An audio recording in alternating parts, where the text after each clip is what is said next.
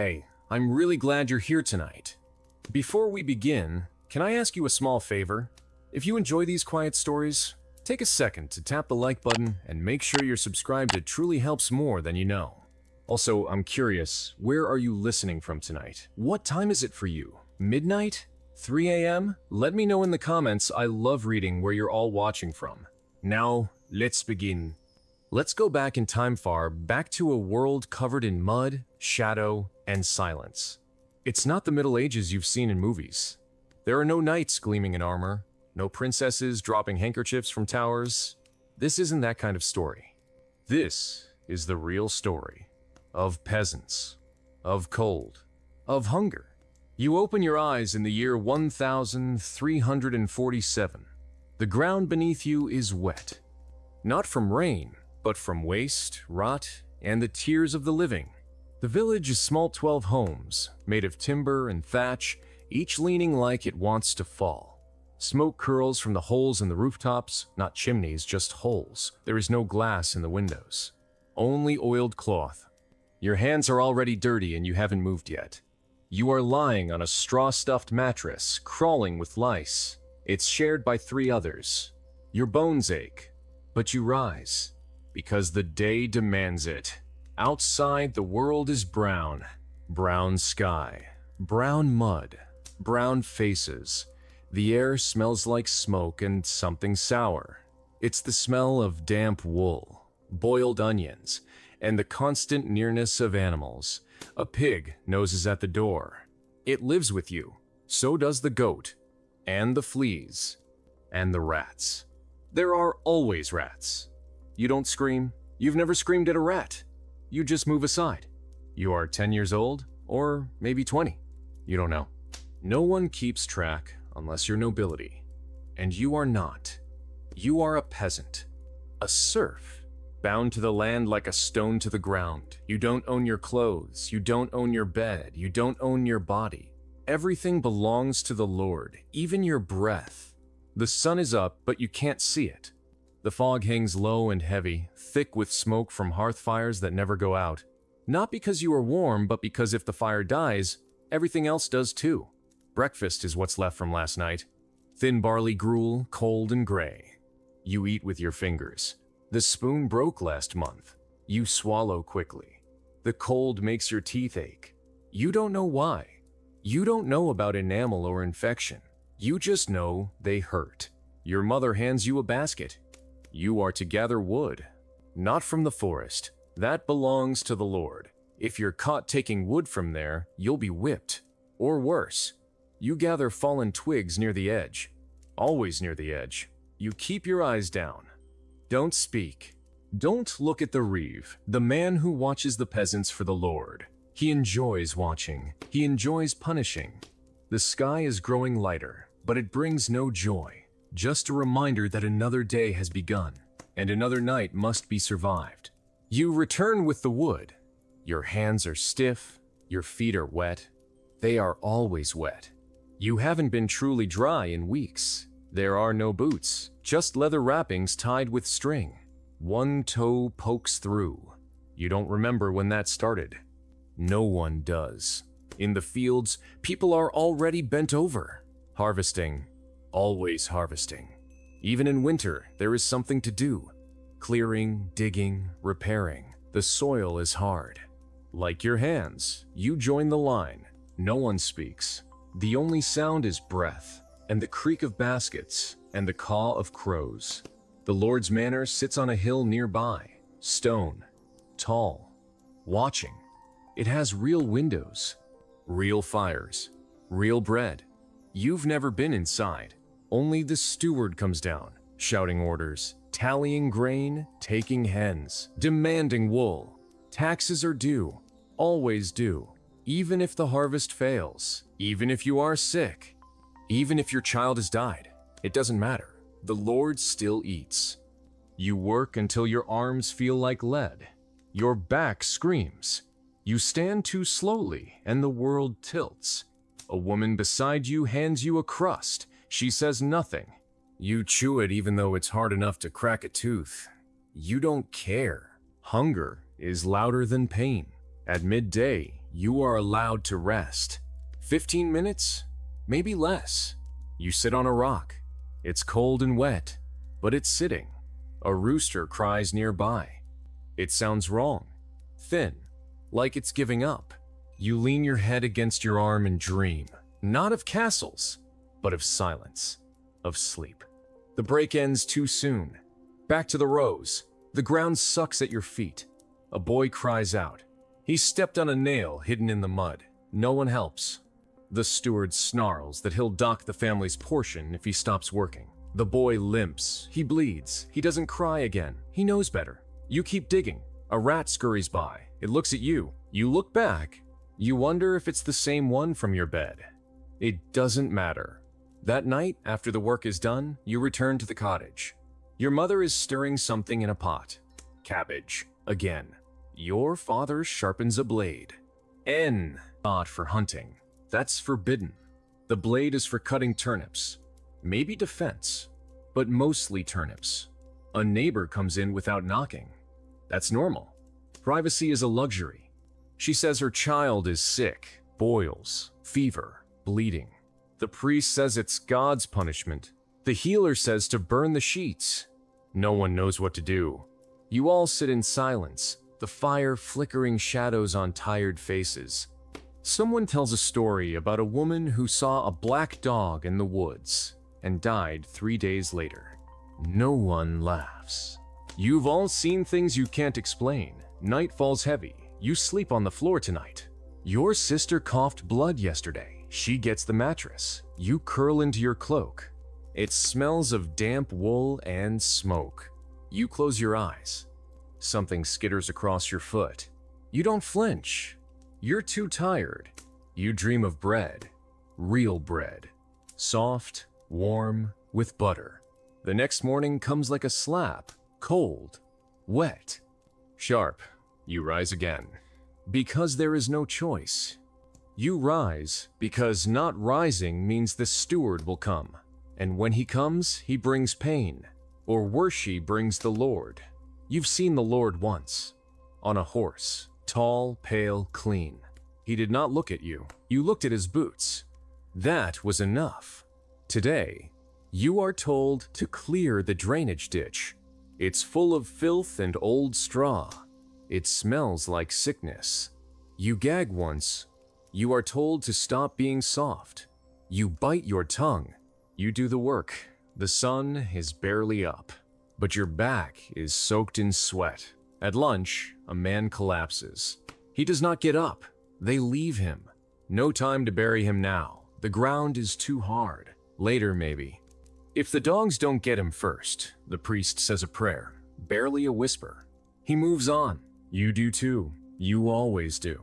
Because the Middle Ages don't stop. They press, they grind, they take. You dream of escaping, of running to the forest, of finding a better life. But the stories say the forest is full of wolves, of outlaws, of witches. You don't know if it's true. You only know that no one who runs comes back. That night, there's a scream in the village. A child has died. Fever. Again. No one wails. Wailing is for the rich. The poor just bow their heads and carry on. You sit beside the fire and stare at your hands. The nails are black with soil, the skin split from cold. You don't remember what clean feels like. You sleep. You dream. You wake. The cycle begins again. There is no ending here. Only the slow, dragging rhythm of survival. The Black Death hasn't come yet, but it will. And when it does, there will be no time for prayers. Only silence. Only burning. But for now, there is cabbage, and mud, and cold, and the weight of a world that does not see you. But you endure. You always endure. The sky is gray again. It was gray yesterday. It will be gray tomorrow. You've stopped hoping for sunlight. When it comes, it burns. When it doesn't, it suffocates. You rise without being told. No bell rings, no rooster calls. Your body simply knows. It hurts in the right places at the right time, and that is the signal to begin. The fire is nearly out. Only ash now. You stir it gently and blow, hoping for a spark. If not, you'll beg a coal from the neighbor, or steal one. Either way, there must be warmth. You boil what's left of the root vegetables. They're soft, too soft. A sour smell clings to them, but you eat anyway. You eat everything. Hunger is the only guest you never turn away. Outside, the world is quieter than usual. The dogs are not barking. The oxen are not groaning. Even the wind seems reluctant. A sign, maybe. Or just another morning. You pull on your tunic. It's still damp. Everything is. There is no dry. Only degrees of wet. You wrap your scarf twice around your throat. It itches, but it hides the swelling. Your glands are large again. They come and go, like curses. You step outside and your foot sinks into mud so deep it tries to keep your boot. You wrestle it free with a slurp. A chicken watches you. Its feathers are matted, eyes dull. It might be sick. You don't touch it. Not yet. You'll wait until it dies on its own. Less sin that way. The fields need turning. Again, the steward says the Lord demands more wheat, always more. The Lord never eats less. You take a wooden spade and begin to dig. The handle has splinters. Your hands are raw. They don't bleed anymore. They just crack. A boy beside you vomits. He keeps digging. A girl coughs until something pink comes out.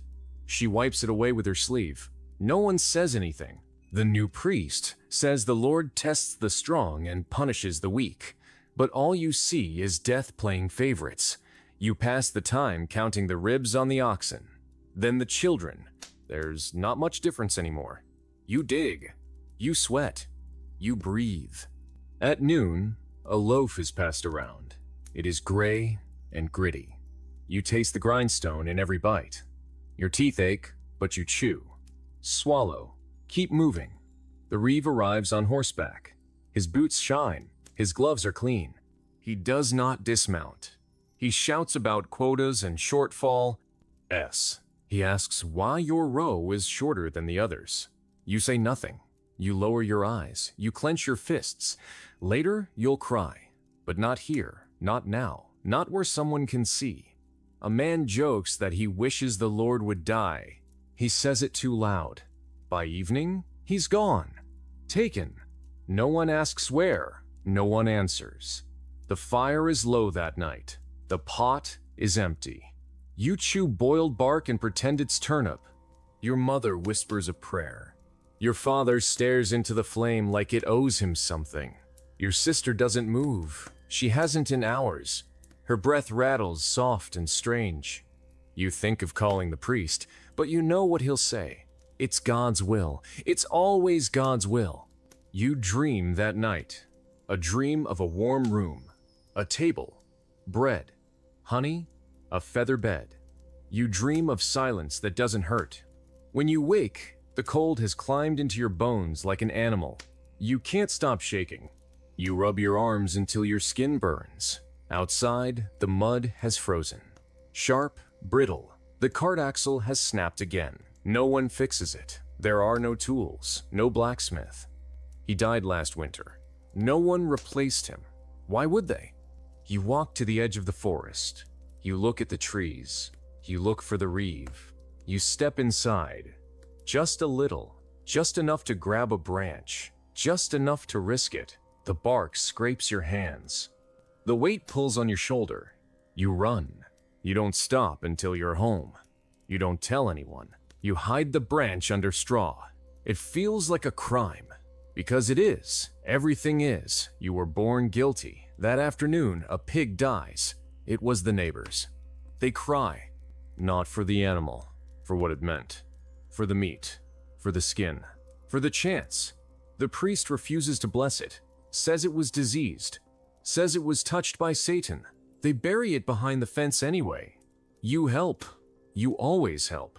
Not because you're kind. Because helping means someone might help you. Maybe. That night, someone sings. An old song. A lullaby. You don't know the words, but the tune is soft. It makes you weep. Quietly. Into the straw. You miss someone, though you don't know who. Maybe yourself. Maybe who you were before you understood that days can stretch like rope and nights can strangle.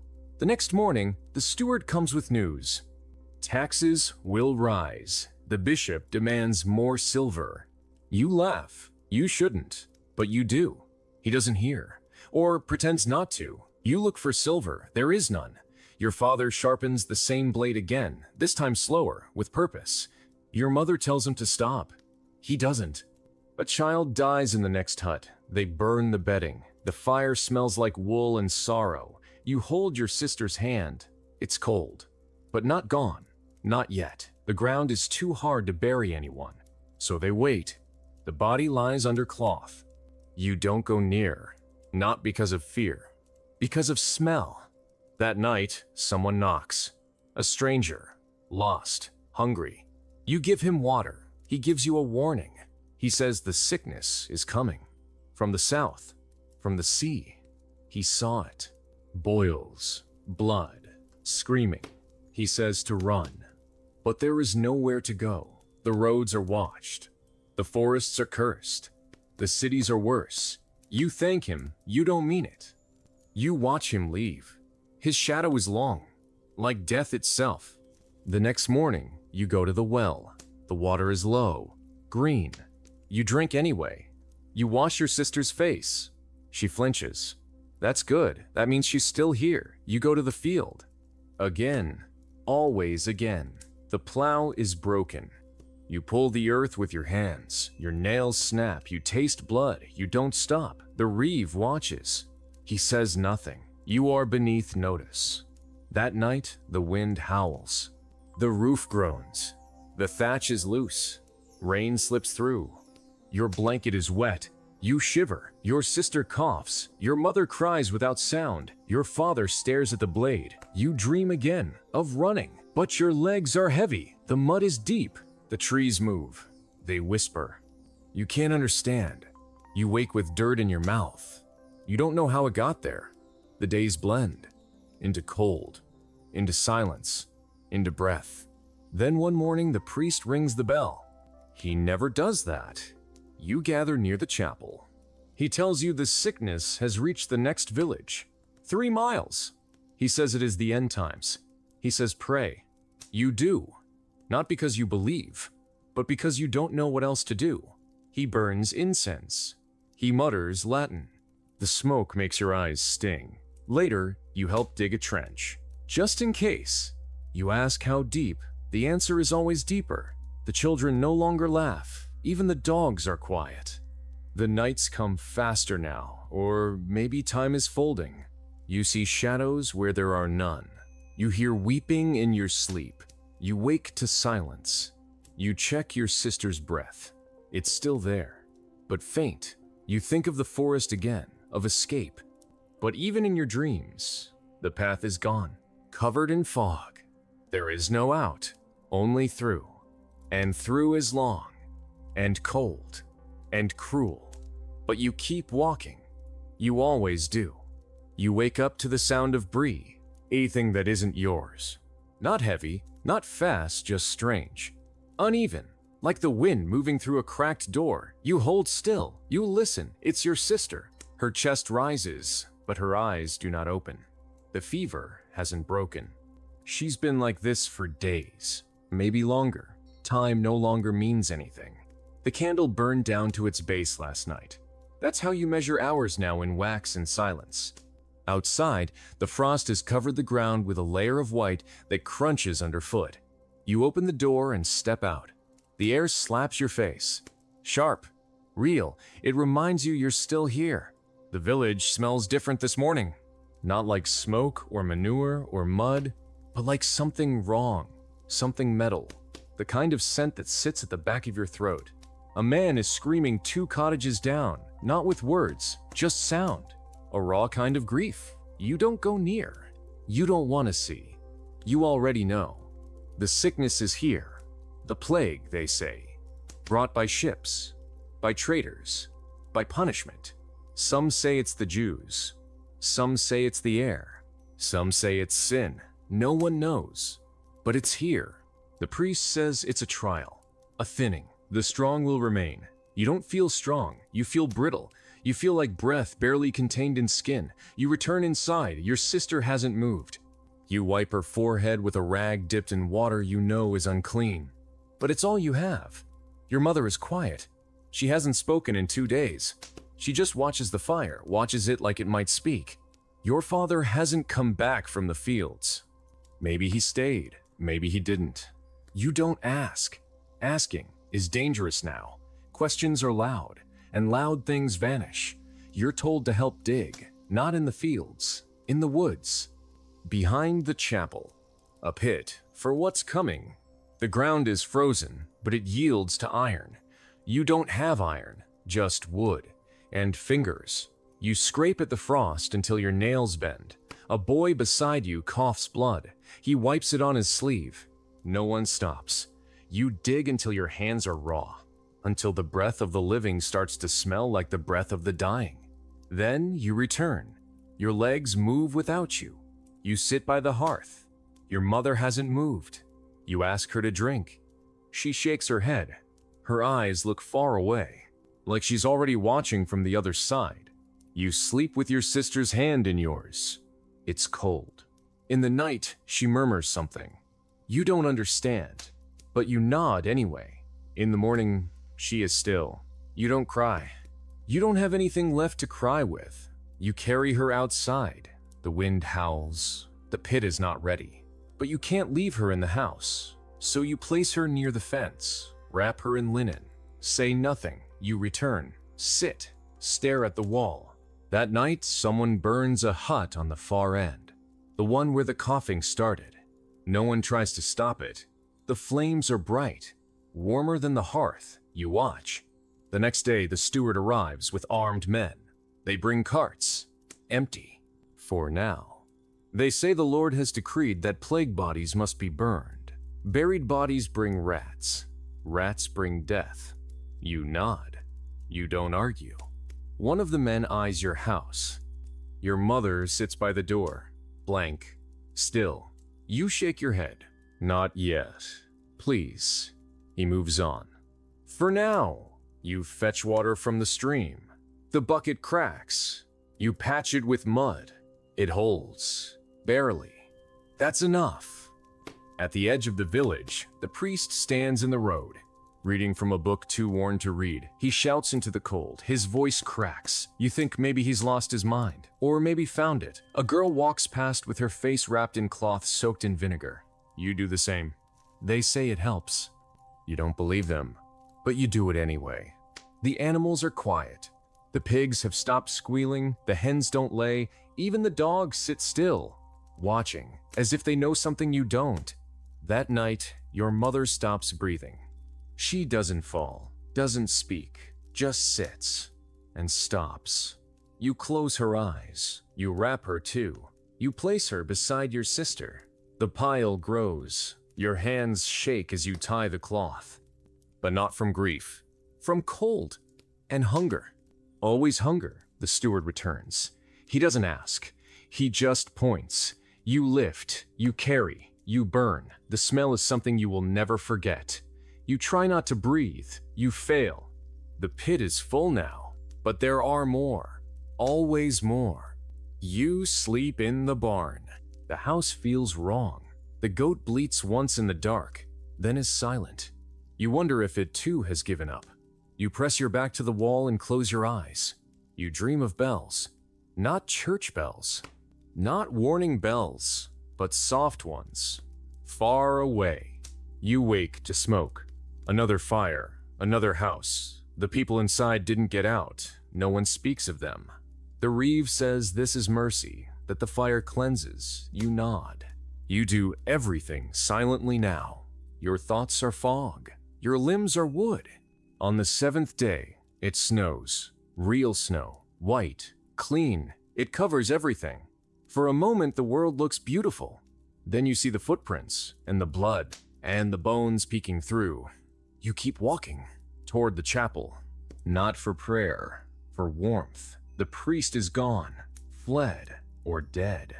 The door is open. Inside, candles still burn. You sit on the stone floor. It's cold, but dry. You close your eyes. Not to sleep, but to pretend. You remember when you were younger and your sister laughed because she stepped in a puddle deeper than she thought. You remember your mother humming while she peeled onions.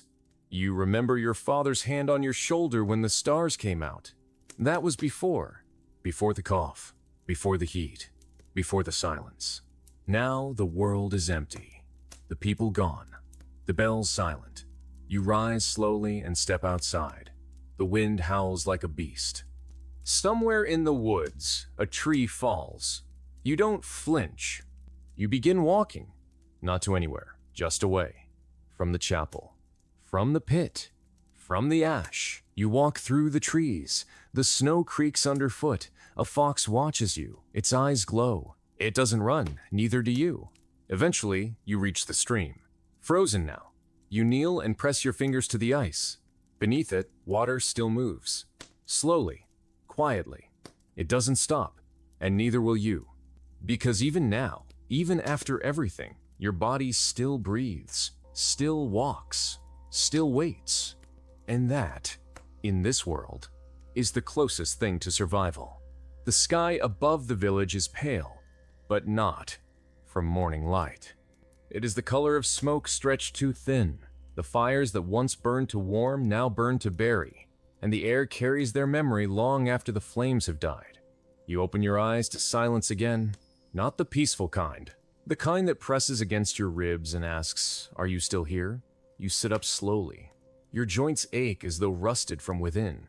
The barn smells of straw and old milk and the ghosts of animals that are no longer there. You blink until the shapes around you settle beams, ropes, the dent in the hay where your body lay all night. Your mouth is dry, your breath is sour, you are alive, you are not sure why. You step outside. The wind bites through your tunic. You pull the cloth tighter across your chest, though it does nothing. Cold in the Middle Ages is not just a temperature, it's a presence. It waits in doorways, it seeps from the ground. It climbs into your bones and stays. You pass the hut that used to belong to the family with 6 children. The door hangs open. No smoke from the chimney. No prints in the snow. Just quiet. You do not approach. You do not want to know how many are left, or if anyone bothered to count. You walk the path toward the old well. It is frozen over now, but there is a hole broken through the ice. Someone came before you. Someone who needed the same thing you do. You kneel. You scoop water into a wooden bowl that's more cracked than wood. You drink slowly. It tastes of earth and rot, but it is wet. And wet means life. Somewhere, a dog barks. Short, hoarse, then nothing. You remember the dog. It belonged to the reeve. Or maybe the miller. Name's blur now. Faces too. You try to recall your sister's voice, but all you can remember is the way her hand felt in yours that final night. Cold, but not gone. Not until the morning. You sit beside the well and watch the snow fall. It falls without sound, without pause. Each flake lands like a secret. You let them gather on your sleeve, watching until they melt. You remember someone once said snow was God's way of covering up the blood. You wonder how much it would take. Back in the village, the chapel bell rings. Once. Not for service. For orders. You rise. Your legs tremble. The snow is deep, but you walk anyway. At the square, what remains of the villagers gather. 30, maybe? From 100. The steward stands near the fire. He wears fur and anger like a crown. He reads from a scroll. The Lord demands bodies be moved, burned, buried, removed. The living cannot sleep beside the dead. You do not argue, you volunteer. Not from courage. From numbness. It is better to move than to sit and remember. The carts are old. Their wheels shriek with every turn. The path to the burial ground is narrow, slick with frozen mud. You and 2 others drag the cart over roots and frozen footprints. The bodies are wrapped in cloth, but the shapes beneath are not hidden. Small ones, bent ones, some stiff, some soft. You do not look, you just walk. E-pit is already half full. You tip the bodies gently. You whisper something. You do not know what it means. The priest used to say rites, but he is gone now, like most. The fire is lit with old wool and bits of broken door. It burns hot, fast. The smoke stings your eyes, but you do not turn away. You watch until the shapes are gone, until the ash is the only thing that moves. That night, you eat dried peas soaked in water. No salt, no oil, just warm. It is enough. You sleep in the corner of an abandoned hut. The roof leaks, but the wind doesn't reach you. You wake in the dark. Something is breathing nearby. You hold your breath. You listen. Then it speaks. A voice. Low. Familiar. An old man. He says your name. You turn. It is the Thatcher, the one with the twisted hand. He asks if he can share the fire. You nod. He settles near you, wraps his feet in straw. He says he heard the plague is retreating, that the worst is over. You do not believe him, but you want to. He falls asleep quickly. You watch the embers until they fade. The next morning, he is gone. So is your bowl. You do not mind. At least he left the straw. You chew a piece of bark for breakfast. Not for flavor, for the rhythm. Something to remind your teeth they still exist. You walk to the edge of the forest. You gather sticks. You check traps you set days ago. One holds a bird, half dead. You kill it with a stone. You do not flinch. You pluck it quickly, boil it over a fire in a broken pot. You do not waste a feather. You eat in silence. You feel stronger. The blood in your veins feels real again. That afternoon, you are called to the manor. You've never been inside. The steward says the Lord wants helpers, cleaners. You walk up the hill with 3 others. The door is carved. The hinge is gold. The fire inside is taller than you. The floor is warm. You are ordered to scrub, to haul water, to gather rushes for the floors. The Lord does not appear, only his wife. She walks like she does not know what hunger means. She wears wool-dyed blue. She smells of flowers. You hate her, and you envy her. She does not speak to you, only gestures. You carry buckets until your arms burn. You clean until your knees bruise. You are fed. Bread, real bread, and cheese. You cry when you chew. A servant laughs. You do not care. That night, they let you sleep in the stable. You curl in straw and dream of feathers, of light that does not flicker. In the morning, you return to the village. The path feels longer, the air colder. You pass the square. A new gallows stands there. You do not ask why. You do not want to know. A woman sits beneath it, humming, rocking. Her hands are empty, but she cradles them like a child. You keep walking. Your feet know the way. The house where you were born is quiet. The door still hangs crooked. You step inside. The walls remember. The dust is thick. Your mother's shawl still hangs on the peg. You take it, wrap it around your shoulders. It smells of ash and time. You sit on the floor. You say nothing. You stay there until the sun is gone, until the cold reminds you to move. You gather what you can. You light a fire. You eat the last of the bird, and you sleep. In the morning, the snow has stopped. The sky is blue, a color you had forgotten. You walk outside. The air feels new, or maybe just cleaner. You hear birds. You smile, just slightly. You begin again. The sun rises, but no one looks up to greet it. Light does not mean warmth here. It means another day survived and another day to endure. You walk through the village with the shawl still wrapped around your shoulders. The ends are frayed. The wool is rough, but it feels like memory. The house behind you is no longer a home, only walls that remember. You keep moving. The snow crunches beneath your feet. You step carefully, not from fear of falling, but from habit. The paths here remember every step. The chapel bell does not ring. It hasn't in days. The priest's books still lie open on the altar, their ink smeared by ash and damp. You peek through the door just once and see no candles, no fire, only dust and silence. The wind hums through the broken slats like a forgotten hymn. You turn away. You don't look back. The fields lie empty now. What was once wheat and barley is now frost-covered stubble. Crows pick at the frozen ground, fighting over scraps that are not there. You count them. 7. Always 7. You wonder if they follow you. The manor looms on the hill. The stone catches light in a way that feels unnatural. You are not called today, but you walk that way anyway. You want to feel the fire again. You want to taste real bread again. You want to remember what warmth does to your fingers. The steward sees you before you reach the gate. He nods once. It is not kindness, it is not permission, it is duty. You enter. The walls of the manor are colder than you remember. The fire is smaller. The lady of the house no longer smells of flowers. She smells of vinegar and fear. You are told to sweep the upper rooms. You do. Slowly. The tapestries hang heavy with dust. The floorboards creak under your weight. You pass by a window and stop. The world outside looks painted. White, gray, and nothing else. No color, no sound. Only your own reflection stares back. Thinner than you remember. Eyes darker. Skin pale. You keep moving. In one chamber, a child sleeps. Or pretends to. His face is blotched. His lips are cracked. A nurse sits beside him, weeping softly. You leave the room quickly. That afternoon, the steward sends you to the cellar to fetch salt. The door groans as it opens. The stairs are steep. The air smells like stone and mold. You carry a torch and follow the wall with your hand.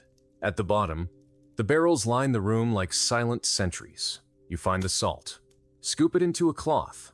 As you turn to leave, you hear something move. A sigh or a whisper. You freeze. You whisper a prayer.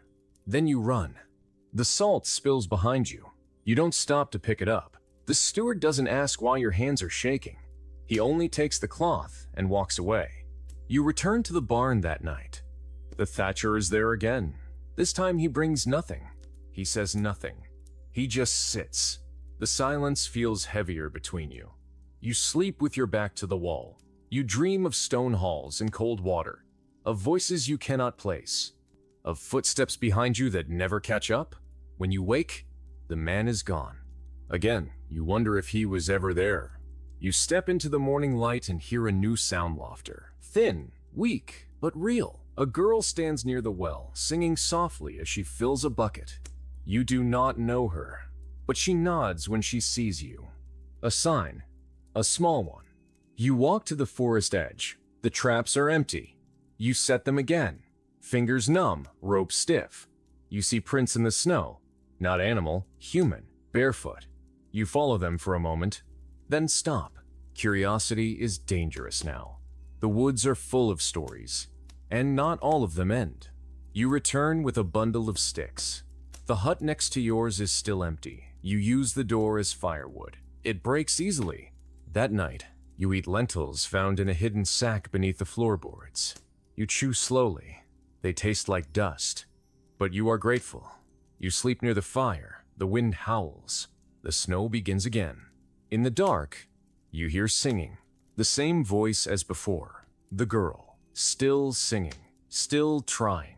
You close your eyes and let the sound carry you. The next day, the steward calls for volunteers. The bridge outside the village has collapsed, a cart overturned. The Lord demands it be cleared. You go. You are tired. But it is something to do. Movement is memory. The river is frozen, but not thick enough. The wood groans under each step. You and 2 others lift the broken wheels, the splintered crates. One falls through the ice. You do not see him again. The steward says nothing. You keep working. Your fingers bleed. You wipe them on your tunic. No one offers bandages. That evening, you pass by the manor. A boy stands at the window, pale, watching. He raises a hand, slowly. You do the same. Then he vanishes behind the curtain. The snow falls harder. You run back to the village, not out of fear, just to feel your legs again. You sleep in the barn. Again, the thatcher is there. This time he speaks. He says he once saw a woman give birth in a ditch. In the middle of winter, the child lived. He says that's all that matters. That life is stupid and stubborn and will claw through stone to be heard. Then he stops speaking. You say nothing, but you remember every word. The fire burns low. You close your eyes. You wake up to smoke. The hut across the road is on fire. The girl who sang is gone. You do not ask where. You already know. The snow covers the ash quickly. By morning, the world forgets her. You do not. You gather stones. You build a small ring near the barn. You light a candle and place it inside. Just one. You do not speak. You do not cry. You just watch. That day, the sky clears. For the first time in weeks, blue appears between the clouds. Birds circle overhead. You do not smile, but you stop. You listen. The wind has changed. The smell of death is still there, but fainter, distant. The plague is not gone, but it has loosened its grip. You look around. There are fewer faces, fewer fires, but there is still breath, still footsteps, still people gathering near the chapel, not for prayer, for warmth, for presence. You join them.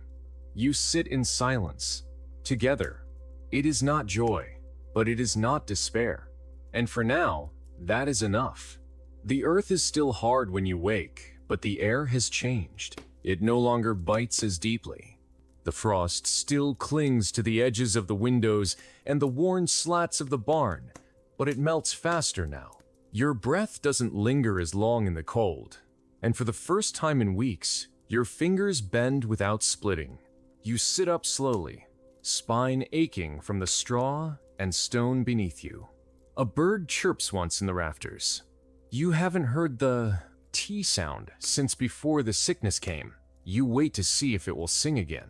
It doesn't, but it sang once.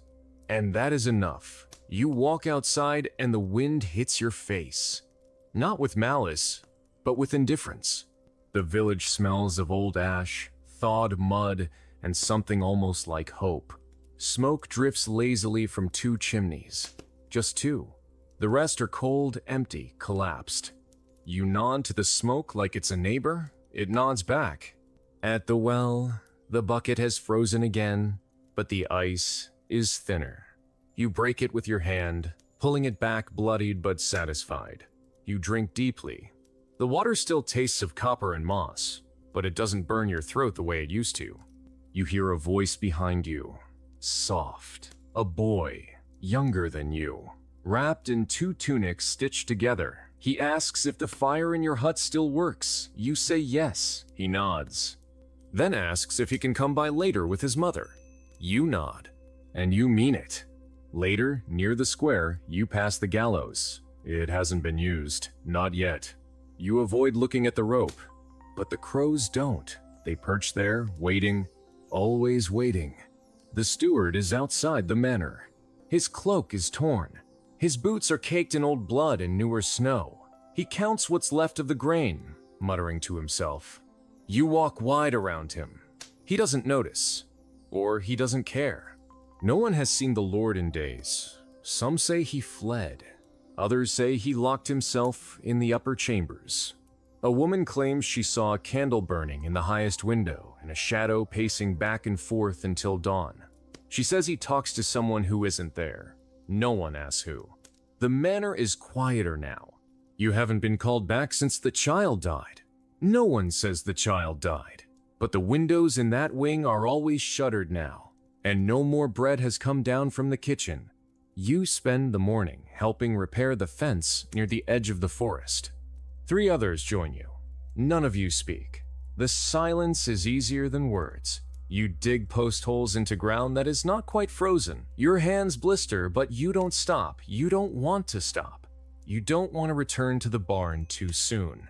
It smells more and more like memory. The girl's voice, the thatcher's snore, the scent of burnt feathers. You nail the wood in place and watch as the others do the same. Each movement is slow but sure. You finish as the sun leans westward. A boy offers you a strip of dried root. It tastes like bitterness and bark, but you chew. When you return to the barn, the boy from the well and his mother are waiting.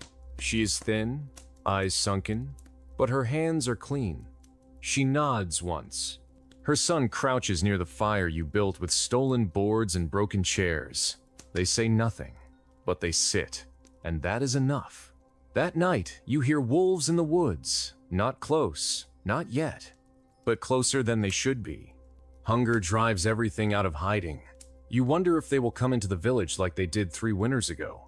You remember the boy who went missing then, and how they found only his shoes. The fire burns low.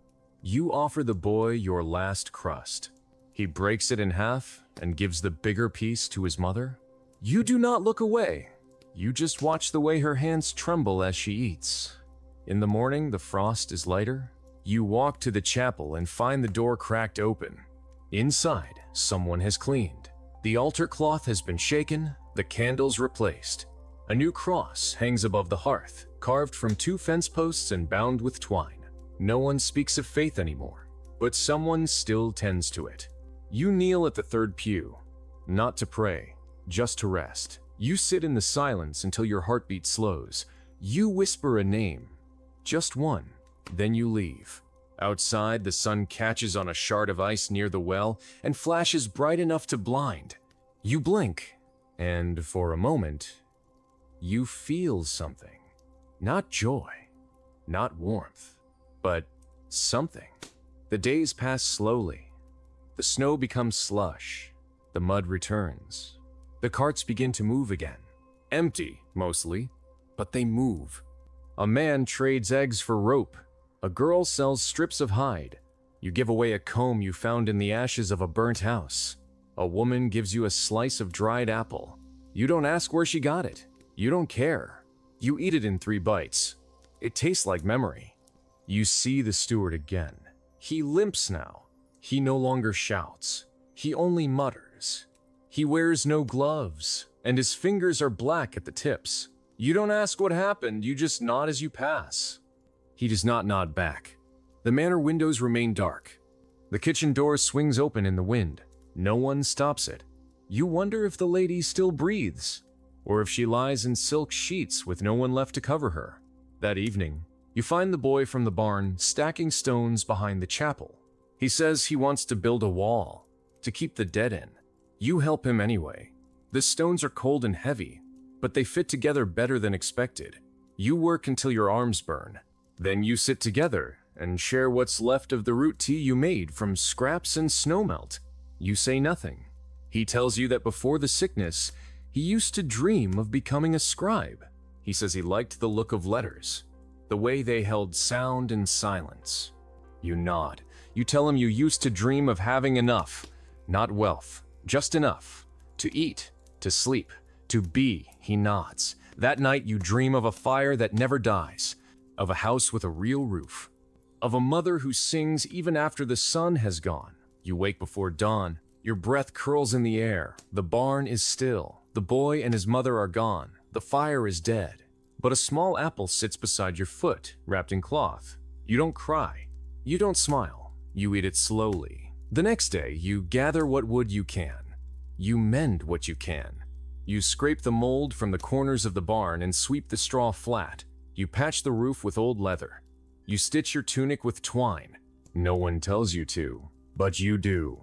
Because the worst has passed, but you are still here. And if you are still here, then you must continue. The world is quieter now, not silent, just quieter. You walk through the village and see faces. Fewer, older, sadder, but faces. One man whistles while he sharpens a blade. A girl laughs at a goat. A woman lifts a baby to the sky and thanks no one in particular. You do not join them. Not yet, but you nod, and they nod back. You step into the chapel one more time. A flower sits on the altar, wilted, but placed with care.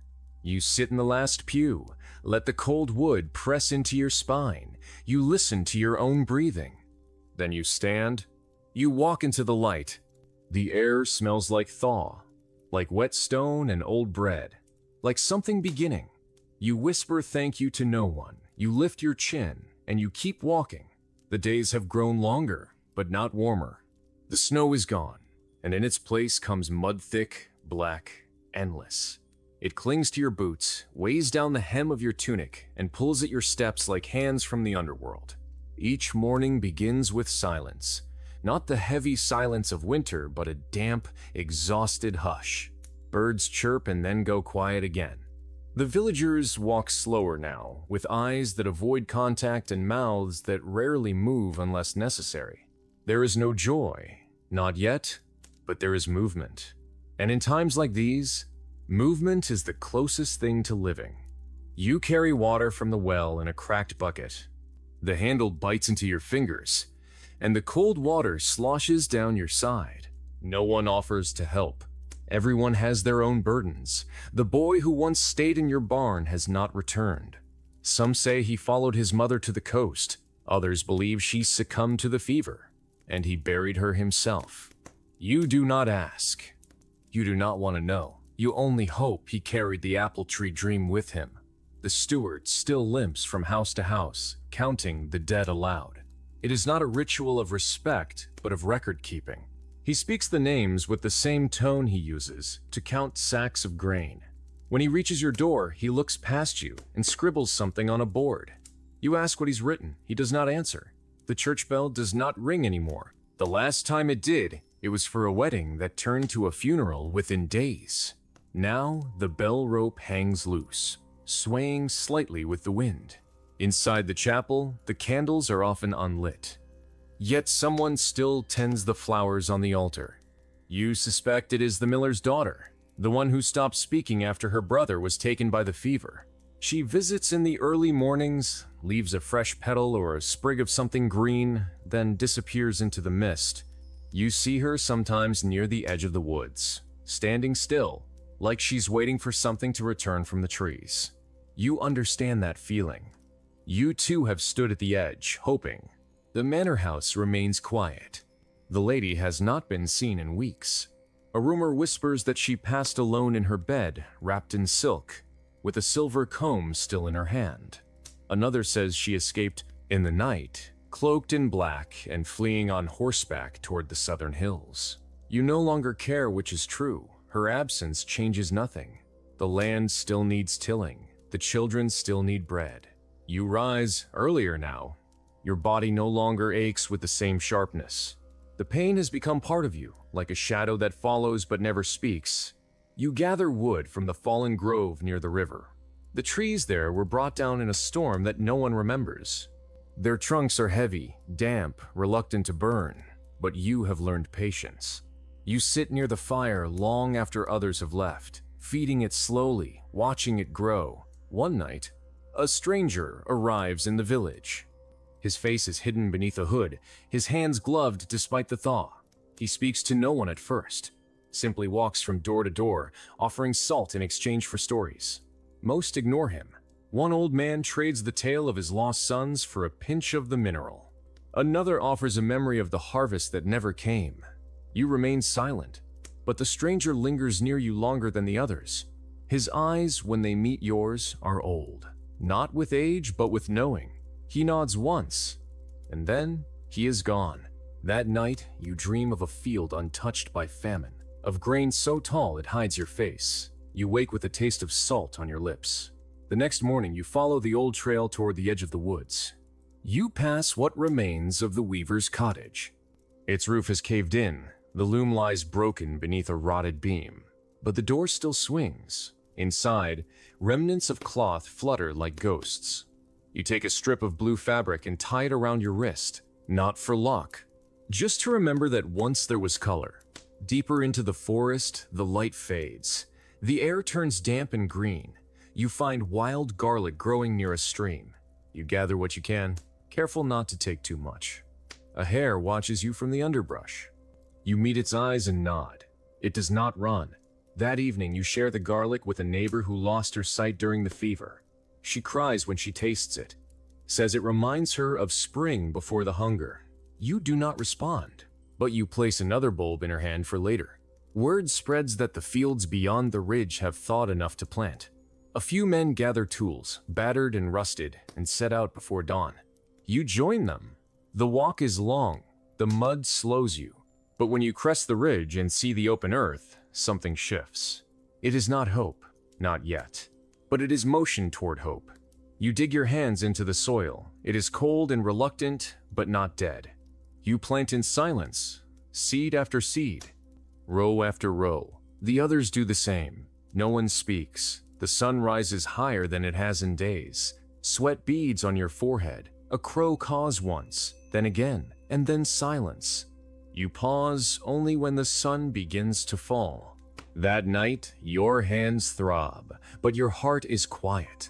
You fall asleep with dirt still beneath your nails. And for the first time in months, you do not dream of fire or frost or screaming. You dream of earth, of roots, of stillness. You wake before the rooster crows. Outside, mist hangs low over the village. The fields remain planted. The steward walks through the square, alone. He does not count today. Instead, he stops and watches a boy chase a chicken through the mud. He does not shout. He simply watches. You feel something in your chest, a crack, a warmth. It is not joy, but it is near. Near enough to hurt. You return to the edge of the forest. The hare is gone, but its tracks remain. You follow them for a while, then lose them near the old stone circle. Someone has cleared the center. Flowers have been placed in a ring. You do not know who, but you stand there for a long time, just breathing, just being. When you return to the village, the bell rope has been retied. The chapel smells of wood smoke and wax. A single candle burns on the altar. You do not know who lit it, but you sit for a while and let the silence fill you. Outside, the wind shifts, carries the scent of garlic and wet earth and something almost sweet. You walk through the square. The people do not smile, but they nod, and you nod back.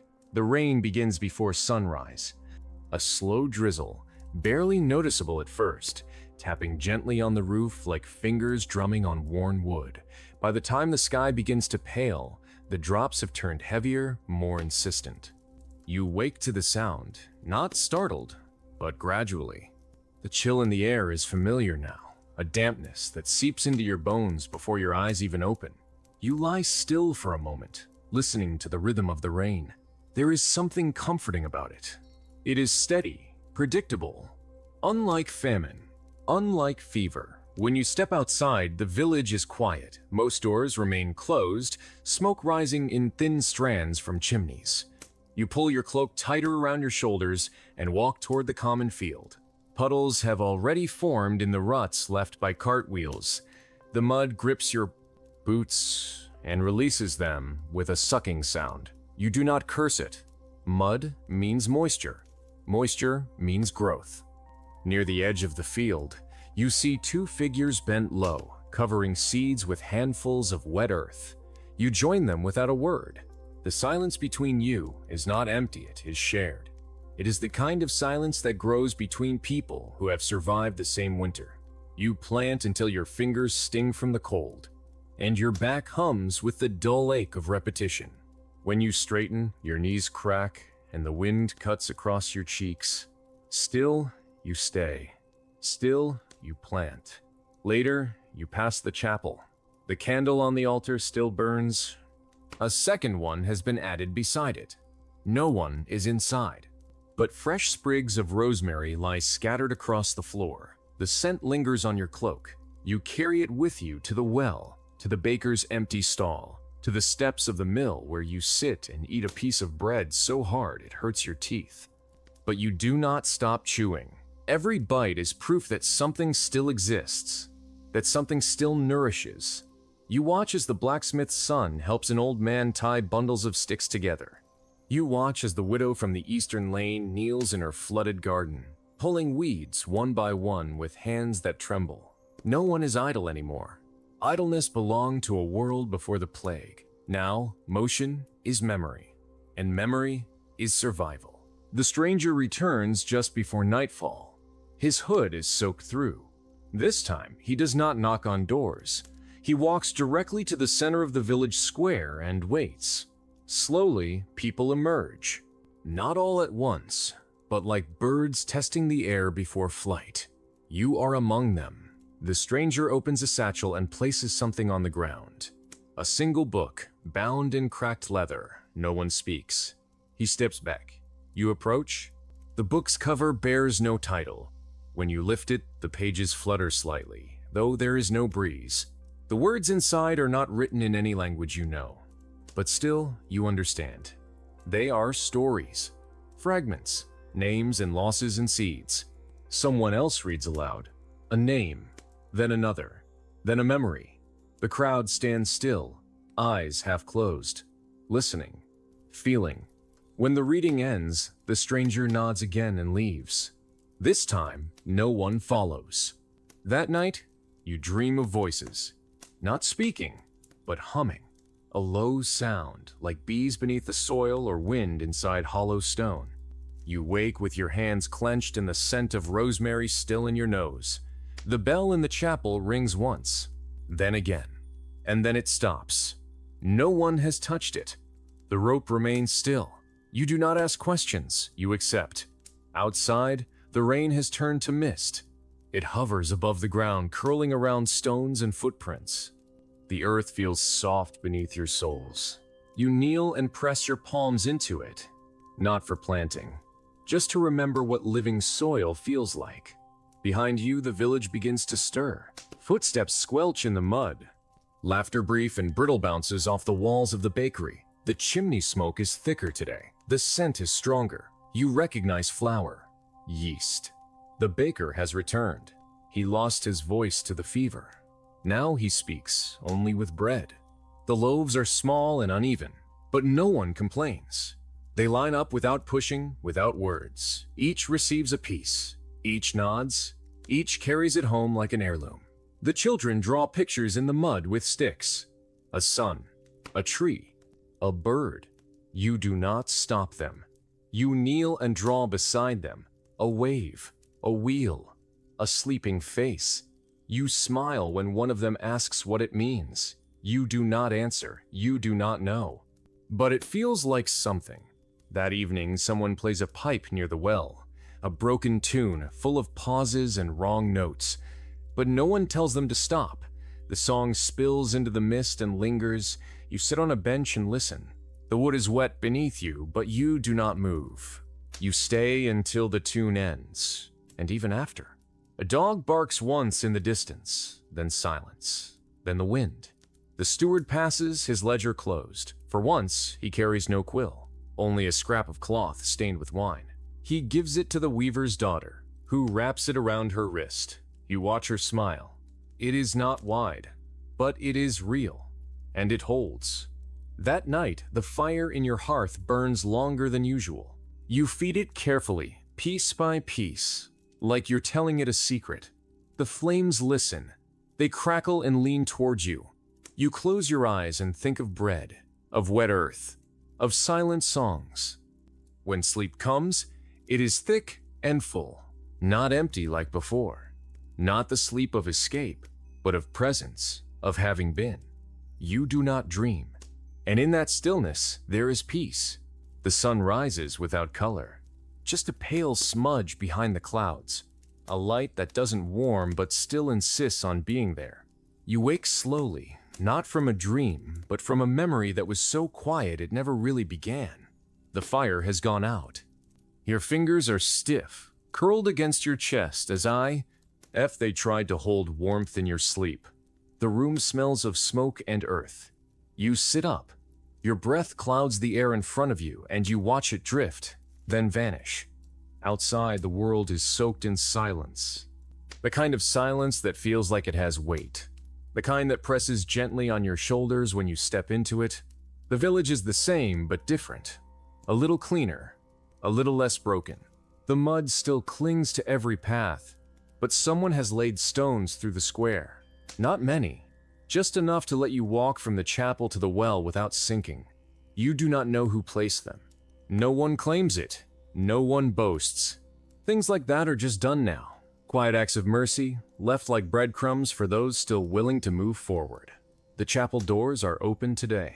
3 candles burn on the altar. A small clay bowl sits beside them, filled with something dark. You step closer. It is ash mixed with oil.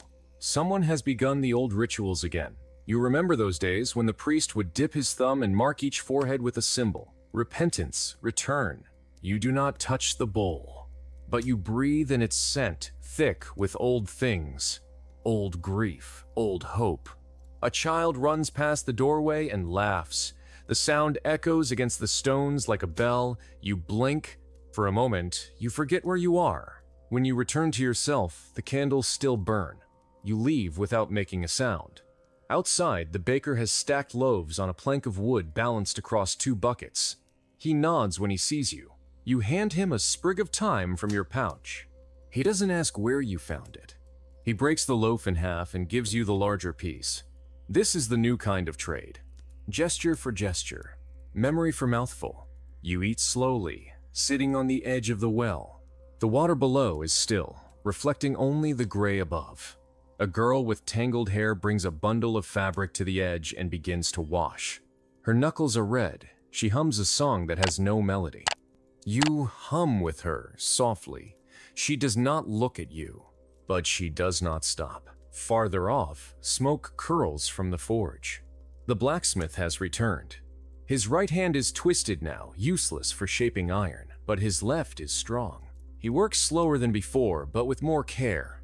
You hear the steady rhythm of his hammer throughout the day, like a heartbeat that the village forgot it had. That afternoon, the steward makes a list, not of the dead, but of the living.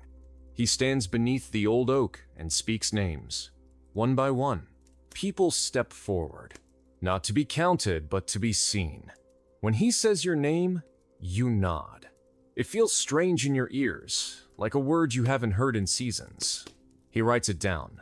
The ink smears in the damp, but he doesn't stop. By the end of the list, there are 39 names. You remember when there were over 100? A boy with a carved stick walks through the crowd, tapping ankles. He's carved faces into the wood, faces with wide eyes and open mouths. He gives one to each name on the list. When he reaches you, he hesitates, then hands you a stick with no face, just smooth wood. You accept it. That night, you dream of walking through a hall of statues. Each one whispers your name in a voice that doesn't belong to anyone you remember. You wake before dawn. The stick lies beside you, warm. You carry it with you when you walk to the edge of the woods. There, you bury it in the earth. Not to forget, but to plant something you cannot name. The next day, rain returns. But it is warm this time. Spring rain. It falls in sheets, then in mist, then in sheets again. You let it soak your hair, your shoulders, your spine. No one hides from it now. The fields drink deeply. Green shoots appear along the ridges. The river swells and runs strong. Children float bits of bark like boats. The girl with tangled hair gives each one a name. The boy with the carved sticks builds a dam. It collapses 3 times before it holds. He does not cry. He does not curse. He builds again. And you watch. Because this is the new way of witnessing. Not to record, not to judge, but to see, to be there. The old barn behind the mill has been turned into a kind of meeting place. No one says the word hall.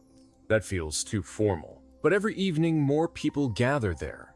Someone plays the pipe again. Someone tells a story. They aren't tales of kings or battles or saints. They are stories of bread that didn't rise, of chickens that escaped, of brothers who snored too loud. And people laugh. Soft, careful laughter. The kind that checks itself at the edges, unsure if it still belongs. But it stays. It grows. It returns. And so do you. You find yourself there each night, listening, sometimes speaking, sometimes only holding space. One evening, the stranger returns. No hood this time, no gloves. His hands are weathered like stone. He carries the same satchel, but the book is gone. Instead, he brings a jar of seeds. He places them in the center of the room and leaves. No words, just that offering. By morning, the seeds are gone. Split among the houses, buried in corners, pressed into soil, tucked into pouches. You take 3. You do not know what they are, but you plant them near the stone where you buried the stick. You pour water with your cupped hands and whisper nothing, because the soil already knows, because the roots are already listening, because the world, somehow, has begun again. The frost returned without warning. It came not in the dead of night, but quietly. Just after noon, when the sun was still high, but the wind shifted. One moment, the village was filled with the sounds of tools and feet and breathing. The next, everything paused. A stillness swept across the land like a forgotten sigh. You stood by the millstone, hands dusted with grain, and watched as your breath began to cloud in front of your face again. It was not winter. It was not even close. But the cold didn't ask permission. It never had. People looked up from their work. No one spoke. They didn't need to. The message was in the sudden sharpness of the air, in the brittle crack of thawed wood returning to silence. You walked home more quickly that day.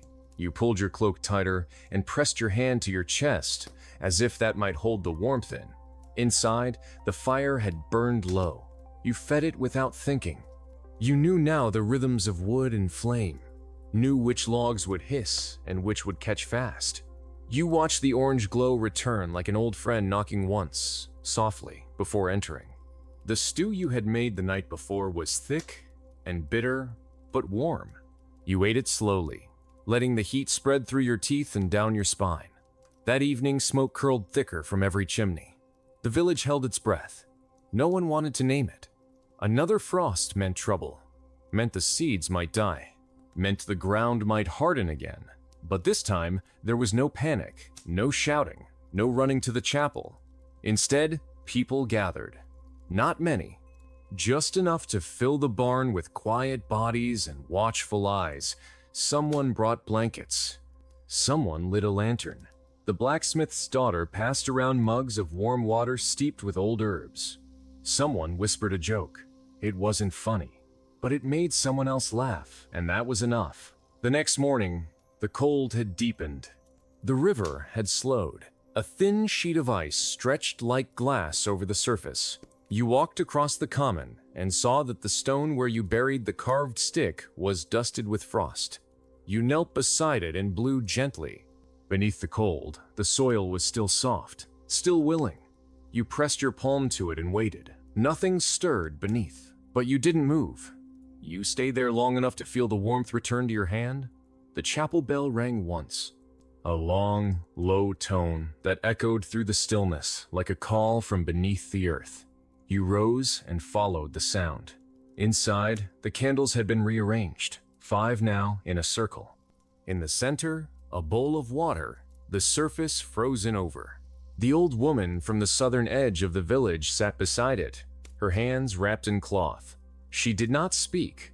She only nodded as people entered. You joined the circle. No one prayed aloud. No one recited. They simply sat. A man stood and began to hum. The sound was low and broken, like a song he'd forgotten halfway through. Others joined, not with words, but with breath, with tone. The chapel filled with this strange harmony, not quite music, not quite silence. It held. It warmed. When the last note faded, people began to leave. One by one, no one spoke. The cold followed you out. But it felt different now, like a warning softened by memory. Like a friend who had once been cruel, now asking for patience. You spent the day walking the borders of the village. You checked the fences, the paths, the trees. At one gate, a deer watched you from the edge of the forest. Its eyes were wide and calm. It did not run. You bowed your head. When you looked up again, it was gone. By evening, the frost had thickened. Windows grew heavy with ice. You lit your fire early and laid 3 stones near the flame to warm. These you placed at the foot of your bed before sleeping. NG, a child's trick, but one that worked. You dreamed of spring, not flowers or sun or warmth, but of something waking, roots stirring, seeds remembering how to open. When you woke, your hands were warm. The water in the bucket was not frozen. Outside, the sun had returned. Not strong, not bright, but golden, gentle. The frost began to melt. Drops fell from rooftops like whispers. The chapel bell rang again, twice. The candles remained. The bowl of water now shimmered clear. The old woman was gone. In her place, a bundle of dried flowers and a piece of cloth. You took the cloth and tied it around your wrist. It was stiff, but softened with heat. That day, people returned to the fields, not to plant, but to stand, to look, to remind the earth that they were still there, that they still waited, that they had not abandoned her. The frost would come again, that much was certain, but so would the warmth. The two would trade places, again and again, and between them you would stand, you would breathe, you would remember. The road to the manor was rarely used, but still remembered. It curled like an old scar through the hills beyond the village, carved by feet long gone, by wheels long broken. No one had reason to follow it anymore. The lords were gone, or dead, or changed into men with quieter names who lived behind wooden doors instead of stone. But one morning, something shifted. A raven landed on the chapel's roof, black wings glinting like wet iron, and cried 3 times before vanishing into the trees. It was nothing. It was everything. That day, a group of villagers walked the old path. You were one of them. No one spoke as they passed the fields. No one asked why they were going. It was not decision. It was impulse, memory, a pull in the bones that said something needed to be seen. The manor rose from behind the mist like a sleeping beast. The stones were gray and cracked, the roof sunken in one corner. Ivy crept along every edge, as if trying to pull it back into the earth. The great door still stood, warped and swollen by rain.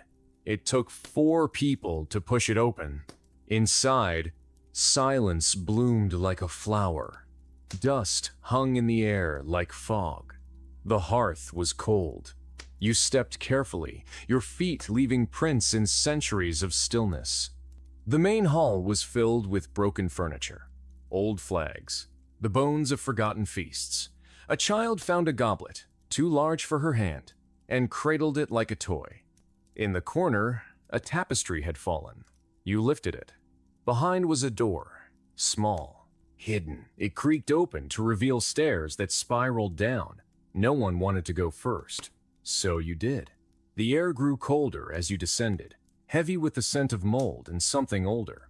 At the bottom, a chamber, round, stone.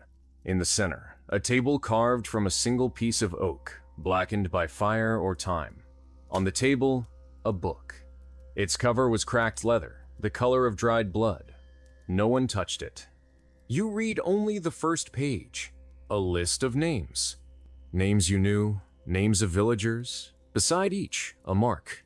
Some with lines, some with circles, some with nothing. You closed the book. The others said nothing. They didn't ask. They didn't need to. The lords had kept lists. Tallies of lives, not for care, but for count, for ownership, for punishment. You left the book where it was. Back in the village, no one spoke of it. But something changed. A new list began, not of debts, not of punishments, but of stories.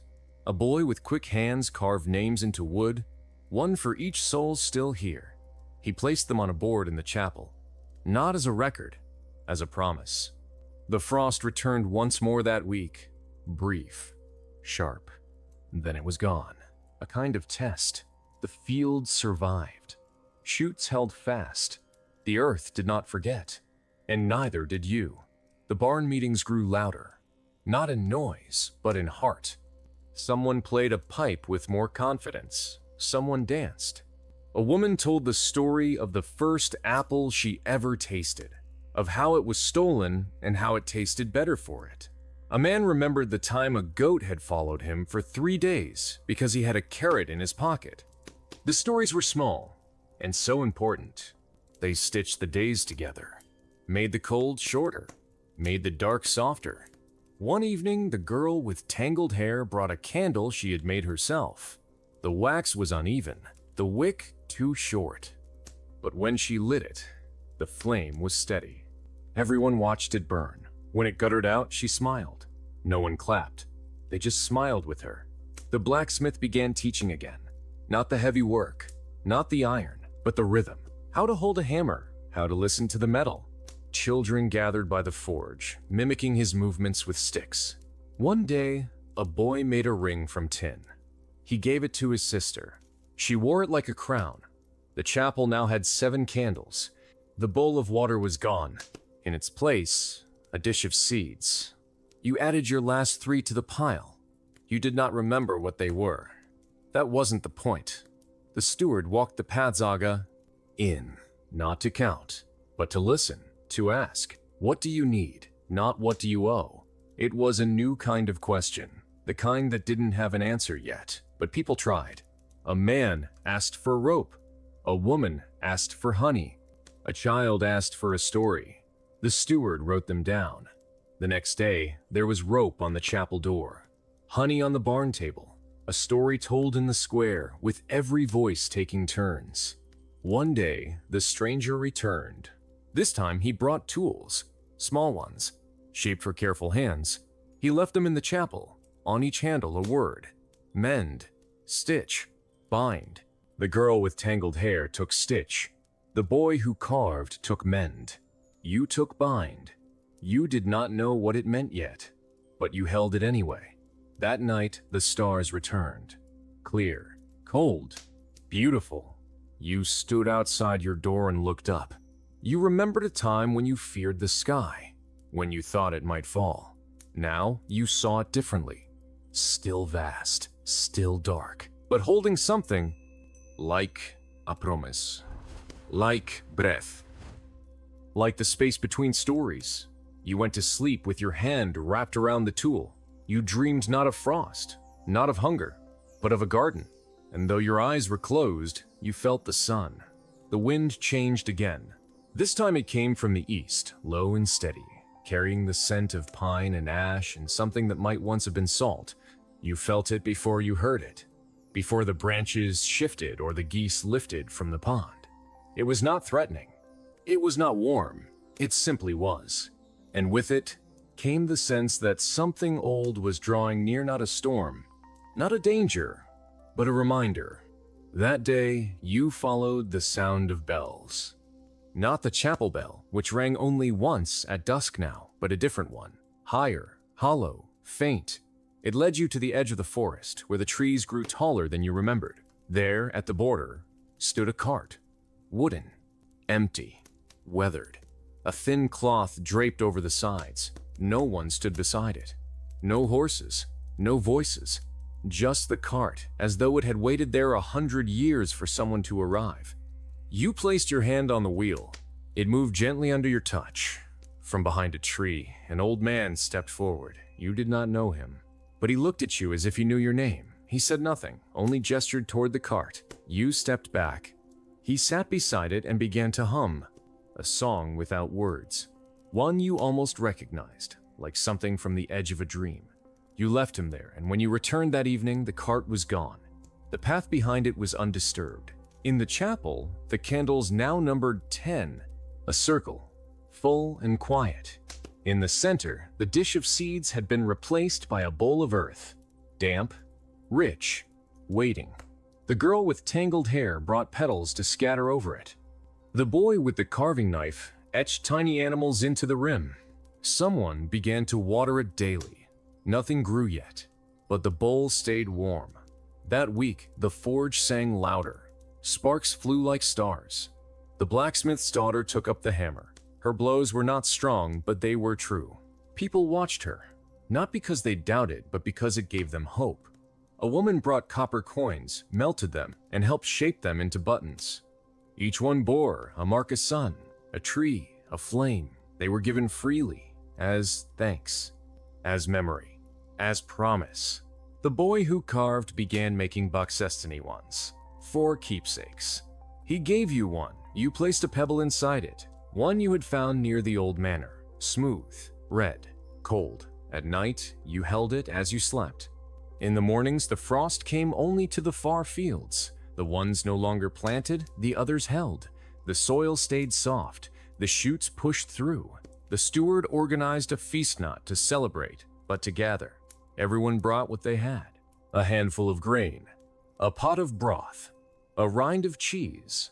The girl with tangled hair brought flowers.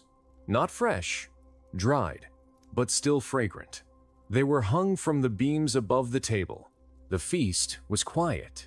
Not solemn, just soft. People spoke of the seasons, of the coming rains, of the tools they were learning to mend. The stranger came again, this time with cloth, worn, threadbare, but clean. He laid it on the chapel floor. People stepped forward and added to it patches, stitches, symbols, a map of hands, a quilt of voices. It was never finished.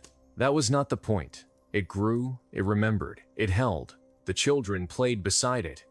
They made games from twigs and string, drawing circles in the dirt. One child invented a new word. No one knew what it meant, but they all said it anyway. It felt good on the tongue. That evening, you walked to the field, alone.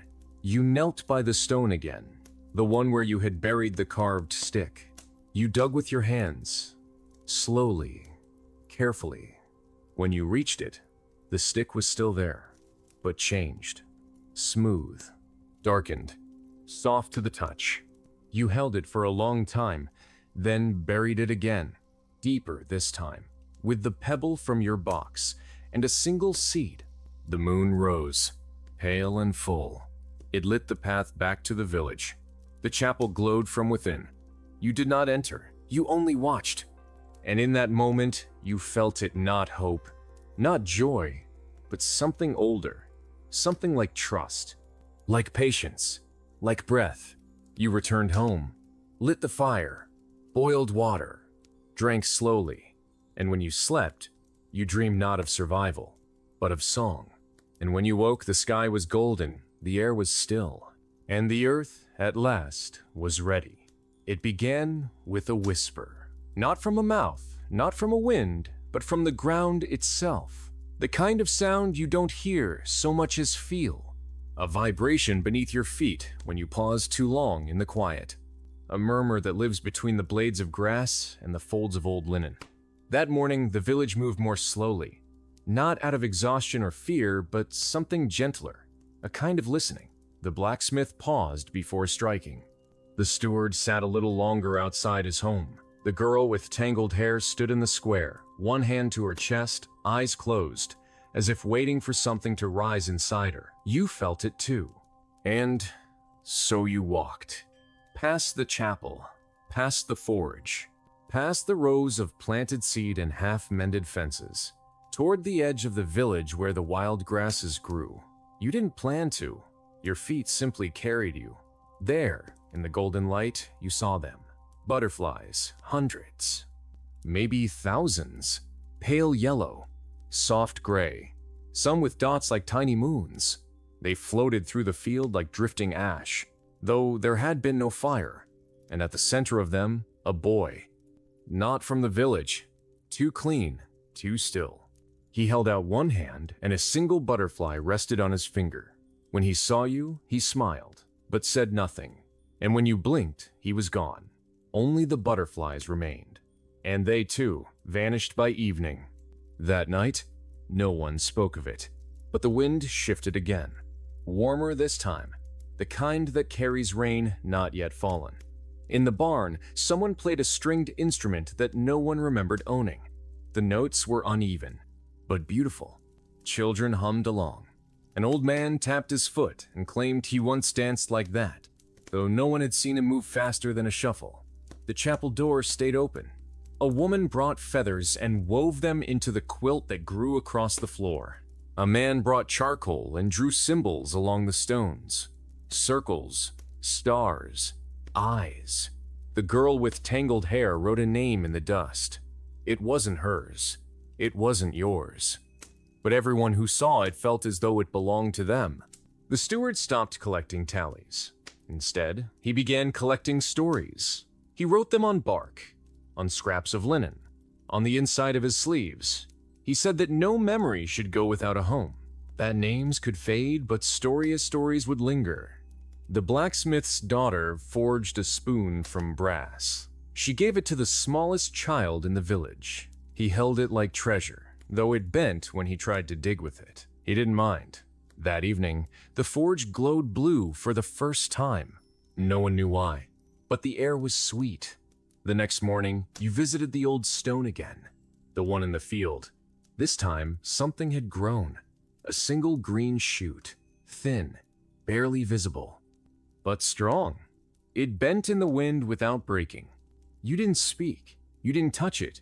You only watched. A woman joined you, then a man, then a child. Soon, the field was quiet with breathing. No one asked who had planted it. No one needed to. That day, the boy who carved gave you a new box. This one had hinges. It opened with a gentle click. Inside was a mirror, cracked, clouded. But when you looked into it, you saw not your face but a memory. You saw your first fire, the one you had built alone. You remembered how it smoked, how it hissed, how it caught. You closed the box, thanked him, and didn't tell anyone what you saw. That was how it worked.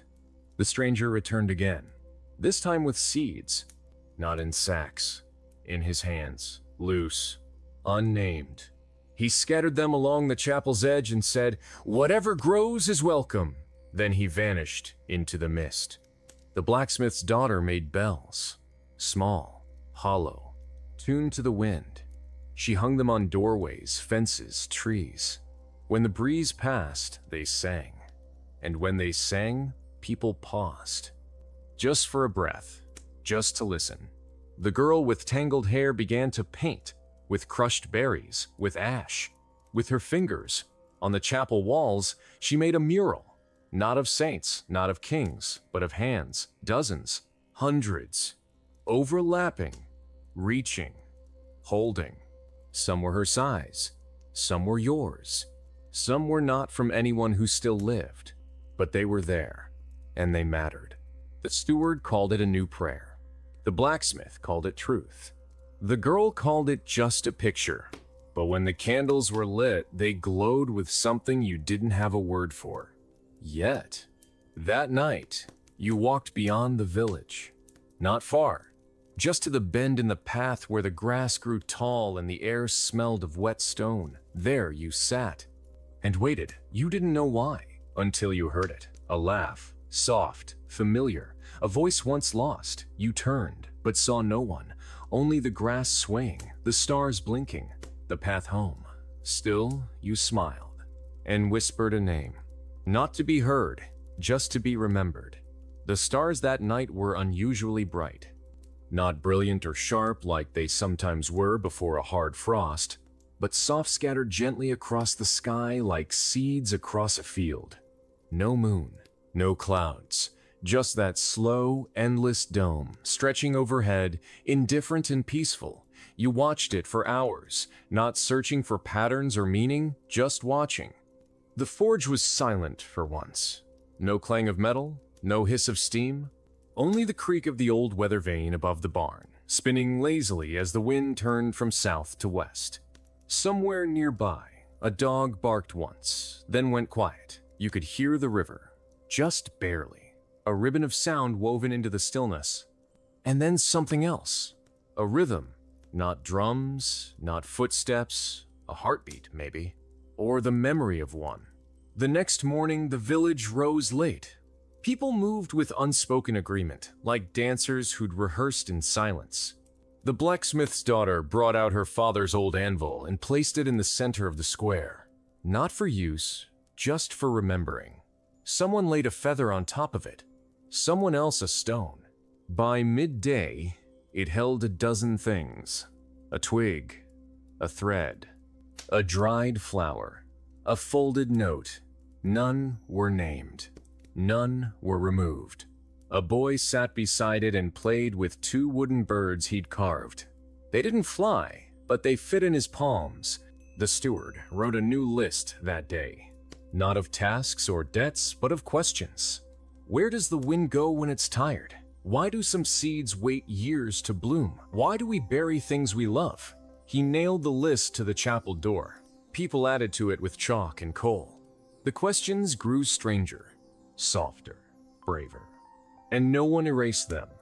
The girl with tangled hair painted a circle in the dirt behind the chapel and sat inside it. She said nothing, just sat all day, until the sun dipped and the stars returned.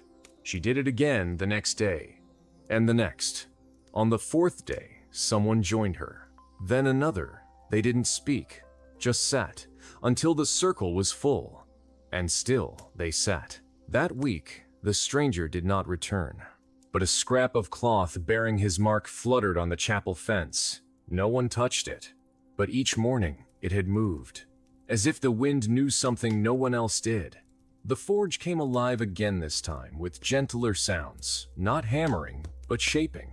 The blacksmith's daughter made bells for animals, for children, for silence. The bells made no noise unless you listened closely. And even then, only sometimes, but people wore them anyway. The boy who carved gave you a flute. Small, imperfect, but it sang when you breathed through it. Not a song you knew, but one that made your chest ache and your fingers warm. You played it only once, then placed it in the chapel beside the candle that never went out. The steward began binding his stories. Not in books, but in bundles of twine and leather. He gave one to each home. Inside yours was a story you had not told anyone. Not in words, not even in dreams. But there it was, written in crooked lines and smudged ink. It made you cry, not from sadness, but from being seen. A child planted stones instead of seeds, carefully, in lines and spirals. No one stopped them. When asked why, the child said, "So the earth remembers the weight of us." And that felt true, so others joined. And soon patterns of stone grew through the village like veins, not roads, not walls, just memory. The chapel quilt now reached the rafters, every thread a name, every patch a story. No one tried to finish it. That wasn't the point. The girl with tangled hair began to paint her hands black each morning, not for mourning, for grounding. She touched each stone in the chapel wall before speaking, and only then. You tried it once, it helped. That evening, the wind changed again. This time, it brought the smell of beeswax, of warm bar, of something forgotten. The field where the stick was buried now held 3 shoots, taller now, leaning slightly like they knew each other. You didn't touch them, but you knelt beside them and breathed. The boy who carved made a cradle, not for a child, for silence. He placed it in the forest clearing and left it there. Some nights, people heard music coming from it. A lullaby, a hum, a memory. The blacksmith's daughter made a cup from tin and gifted it to the river. The next day, fish returned to the shallows. The girl with tangled hair stood at the river's edge and whispered names into the current. It carried them away gently, as if promising to deliver them somewhere kind. The steward no longer spoke aloud. He wrote everything in chalk on his door. Questions, blessings, warnings. Thank you. Wait. Home. That night, you dreamed of feathers falling through sunlight. And when you woke, your hair smelled of pine. You didn't ask why. You didn't need to. That morning, the frost had crept farther than usual. Not harsh, not cruel, just deeper. It rimmed the window edges in the chapel like lace. It settled into the seams of shoes, the folds of cloaks, the lips of water barrels. But the air didn't feel cold. Not the kind that bites, more like a hush, as if everything had paused just for a moment to let the frost speak.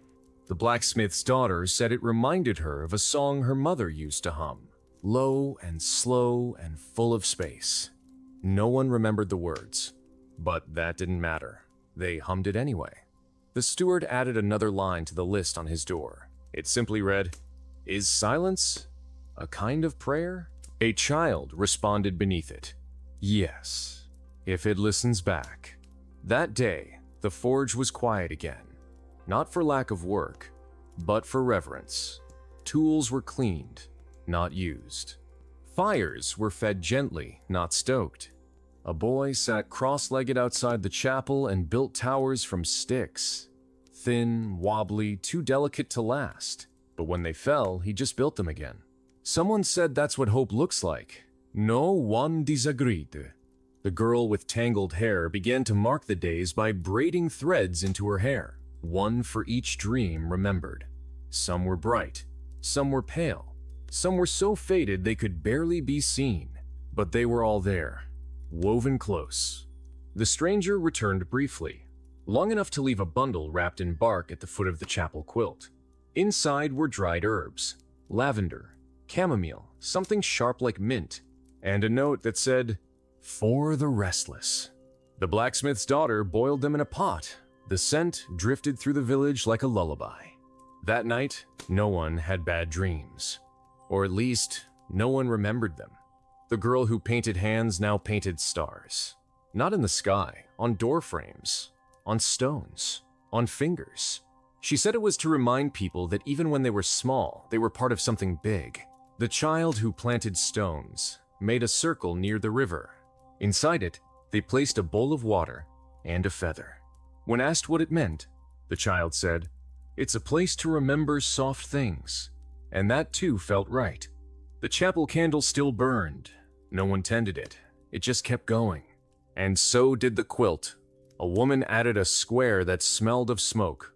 A man added one with a stitched drawing of a door. A child added one with their name, then crossed it out, then wrote it again. That night, you walked to the edge of the village where the trees grew denser and the fog curled low. You weren't sure why, until you heard it. Not a voice, not a sound, a feeling. Like the way your name sounds when spoken by someone who knows you. You didn't go farther, just stood there, and let it be enough. The blacksmith's daughter began making lanterns. Not to light the way, but to mark where people had paused, each one different. One shaped like a leaf, one like a hand, one like nothing at all. But they glowed, and that was enough. The boy who carved made a comb from driftwood. He gave it to the girl with tangled hair. She didn't use it. She hung it in the chapel with the rest of the offerings. A spoon, a ribbon, a cracked cup, a whisper of ash in a sealed jar. All the things people had given without being asked. That was the point. The steward now wrote only in the margins of his old ledgers, not numbers, just thoughts. The ink bled in the damp, but the meaning stayed. Someone found a fox curled in the chapel's doorway, sleeping, breathing slow. No one disturbed it. The next morning, it was gone, but a tuft of red fur remained, tucked into the quilt's edge. A boy scattered salt in a spiral near the well. A girl sang to the bees, even though there were none. An old man cried because he remembered the taste of his mother's bread, and no one told him to stop. The frost returned. Thicker now. It coated the field chutes in glass. They bent under the weight, but did not break. When the sun rose, the frost melted in patterns. Circles, waves, hands. Some said it was coincidence. Others said it was memory. That evening, the wind smelled of honey and pine and something like time. You sat beside the chapel and watched the candle. It flickered once, twice, then steadied. You closed your eyes and stayed. Not to sleep, not to dream, just to be. And the world, for a while, let you. The field had changed, not in the way that seasons change a field, slow and broad, with wind and sun and soil, but in the way memory does, quietly, almost secretly.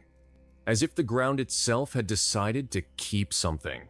A groove here, a shift in shade there, a stillness that hadn't been there the day before. No one could point to it exactly, but everyone felt it. When they walked past the field now, they didn't speak. Not out of fear or reverence, but out of something softer. The way one lowers their voice in a room where someone is sleeping. The shoots had grown, taller than the stone markers, their tips bending gently in the breeze. Not weak, not unsure, just yielding. The girl with tangled hair placed her hand on one and whispered something. It leaned into her palm and then back again, like breath. The child who planted stones traced a spiral around them with broken shells. Not a fence, not a wall, just a reminder that something lived here, that it mattered, that it had a shape. The blacksmith's daughter had begun making wind chimes from things no one needed anymore. Bent nails, shards of old pots, bits of glass and bone. When the wind came, they didn't clatter, they sang.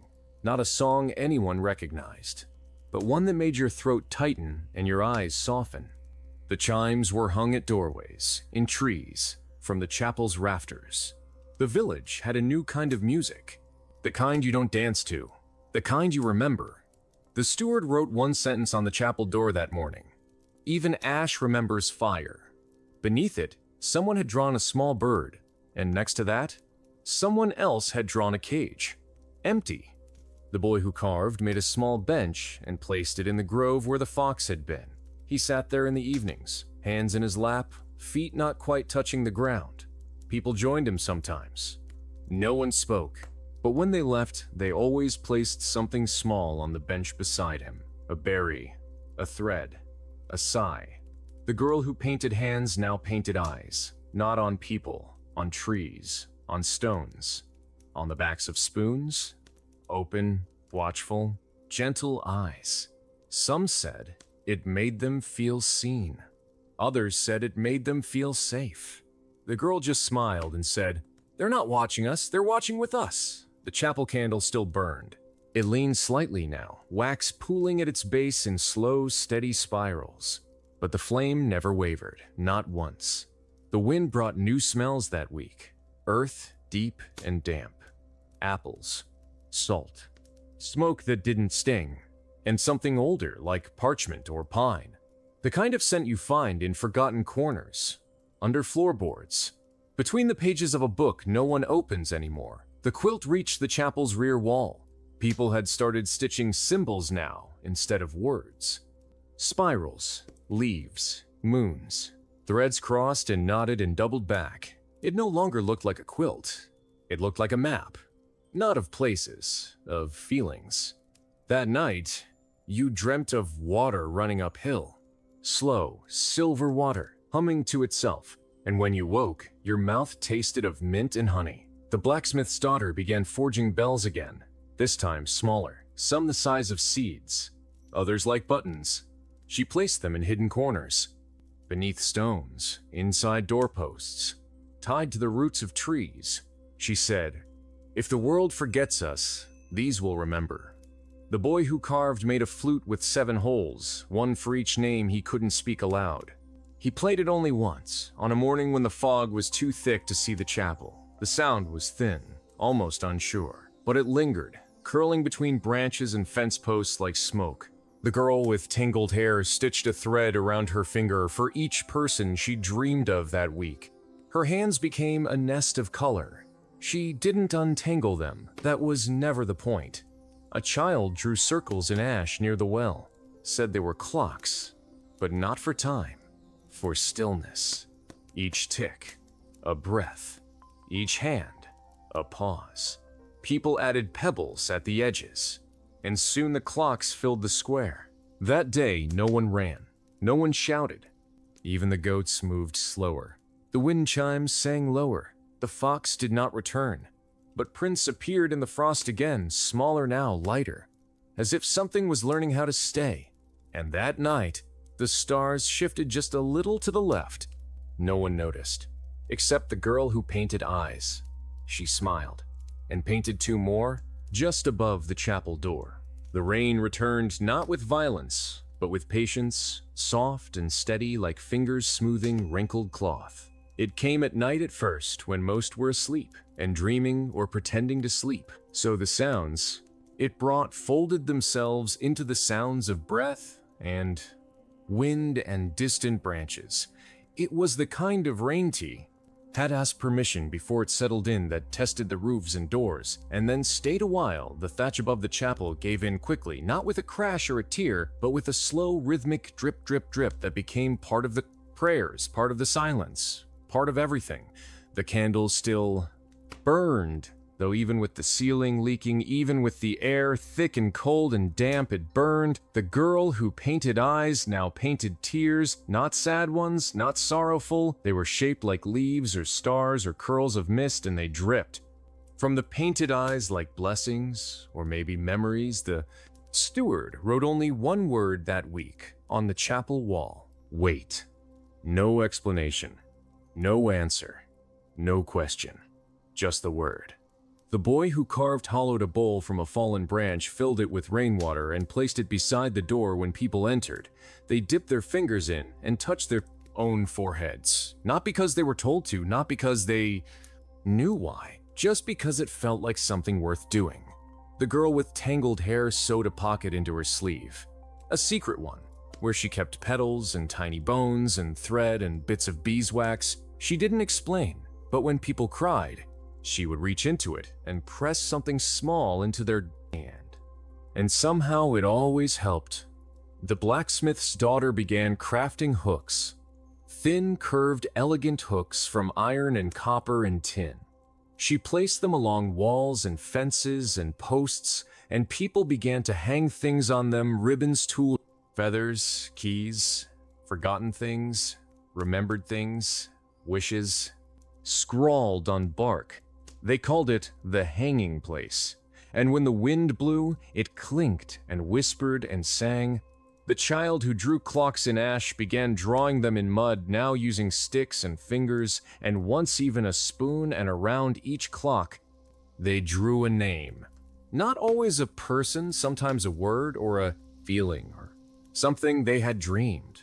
And so the clocks became circles of stories. And when people stepped into them, they stood a little straighter, breathed a little slower, spoke a little softer. The quilt in the chapel grew heavy, not just with fabric, but with memory, with all the hands that had touched it all, the breaths that had brushed it. Some squares now shimmered with beads, others pulsed with patterns so intricate. They seemed to move, and at night the candlelight made them dance, shadows like wings, like waves, like wounds. Healing the fox did not return, but someone saw a hare sitting near the well, staring at the water, unmoving, untouched. When they blinked, it was gone. But its shape remained like a hole cut in the fog that morning. Someone left a bundle of herbs on the chapel, step wrapped in moss and tied with hair lavender. Rosemary, something sharp and clean and wild. It smelled like beginnings. The girl who painted hands again began to paint stars this time. Smaller, almost invisible tiny marks on eaves and nails and stones and collarbones and teeth. People would find them days later, brushing a finger against one, pausing, not speaking, just knowing the blacksmith's daughter forged a small bell without a clapper, placed it high in the bough of the oldest tree, and said nothing. But when people passed, they stopped and looked up. Not because they heard anything, but because they felt something the boy who carved made. A flute from ashwood, this one with 9 holes and no mouthpiece. He gave it to the child who planted stones, and they buried it beneath the chapel floor and said thank you as if it had already been played. The steward no longer counted anything. He just walked and watched, and once in a while laughed, a quiet sound, like someone remembering the shape of a joke. The girl with tangled hair left braids in trees, now small and neat and tied with color. Sometimes birds would nest in them, or insects would hide, or the wind would catch them and dance. The rain did not stop it, slowed and swirled and settled, but it did not stop. And the ground drank deeply, and the field grew darker, and the roots reached deeper, and the stones felt warmer that night.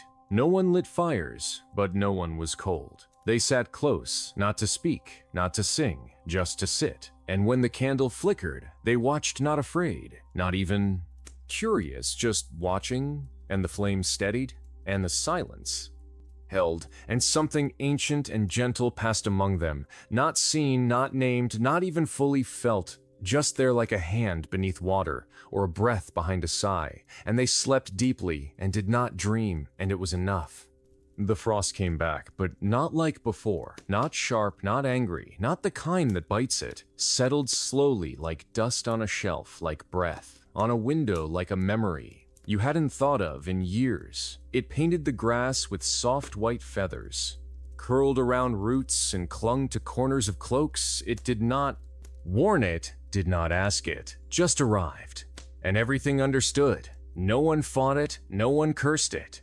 The girl who painted eyes closed her own and stood in the center of the square as it gathered around her. And when she opened them again, they were silvered like stone washed in moonlight. The blacksmith's daughter began making spoons not for eating but for holding. She said, "Hands, forget what empty feels like," and filled each spoon with something different. A button, a berry, a pebble, a piece of string. People carried them in their sleeves, and when they felt alone, they held them and remembered they weren't. The steward wrote 2 words on the chapel wall that morning, not next to each other, but one on the left and one on the right: hush and wait. and between them the wax from the candle had formed a shape that almost looked like wings, or teeth or roots. No one was sure. The boy who carved made a ladder not for climbing but for leaning. It rested against the chapel and pointed nowhere. People tied notes to its rungs, not prayers, not questions. Just words like sky, and maybe and again the child who planted stones dug up one of the oldest and washed it and placed it on the bench in the grove and sat beside it and whispered. And when they left, they turned and bowed slightly, as if to an elder. The girl with tangled hair collected shadows, not real ones, not exactly, but the kind that linger in corners and under beds and behind thoughts. She stitched them into a long black scarf and draped it over the chapel door, and people touched it as they entered, and something in their shoulders relaxed. The girl who drew clocks drew a spiral this time, bigger than before, and everyone helped fill it, not with names or pebbles, but with breath. Stood in silence, each one adding a breath to the spiral, and when the wind came, it picked up the center and carried it away, not in pieces, not broken, but whole. The fox did not return, but a new sound was heard at night. A hum, low and soft and steady like someone singing to the dark, and when people followed it, they found nothing but always returned with something new, a word, an idea, a silence.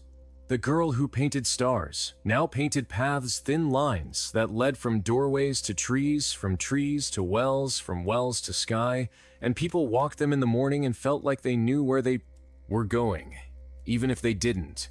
The blacksmith's daughter forged a ring so small it couldn't fit any finger and hung it from the tallest rafter, and when the wind hit it just right, it made a note so pure it stopped the crows in flight. The boy who carved made a boat from bark and bone and placed it in the basin of rainwater beside the chapel and watched it float and said softly, "This is enough." The candle still burned.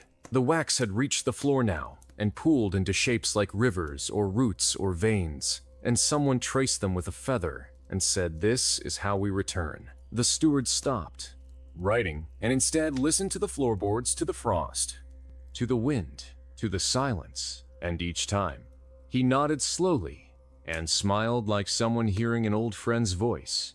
The child who planted stones planted one in their own palm and closed their hand around it and said, "I will remember the girl with tangled hair, braided her own hair into the roots of the chapel tree, and said, 'Now it will not fall.'" And someone added a ribbon, and someone else a bell, and another a coin. And when the wind came, it made the tree sing. The girl who painted hands now painted echoes, pale outlines of things that weren't there anymore but might be again, and placed them where the sun fell through cracks, and they danced like promises. The frost stayed, but it didn't hurt. And when it melted, the ground did not sob. It breathed and opened and held and waited, and in that waiting there was peace, not joy, not relief, not celebration, but something older, something deeper, something like the sound of a name said by someone who means it. The candle burned lower now, but still it burned, and the people still came, and still they sat, and still they listened, and still they remembered, and the wind still sang, and the stones still warmed, and the stars still shifted, and the silence still held, and the frost still came, and the roots still reached, and the field still whispered, and the eyes still watched, and the breath still rose, and the hands still opened, and the story continued. The days grew longer again, but not brighter. Light that returned was not the same as before. It was softer, more careful, as if it too had changed, had learned to whisper rather than shout. It moved across the stone in slow golden waves that did not chase shadows, but curled around them. The people did not celebrate this change.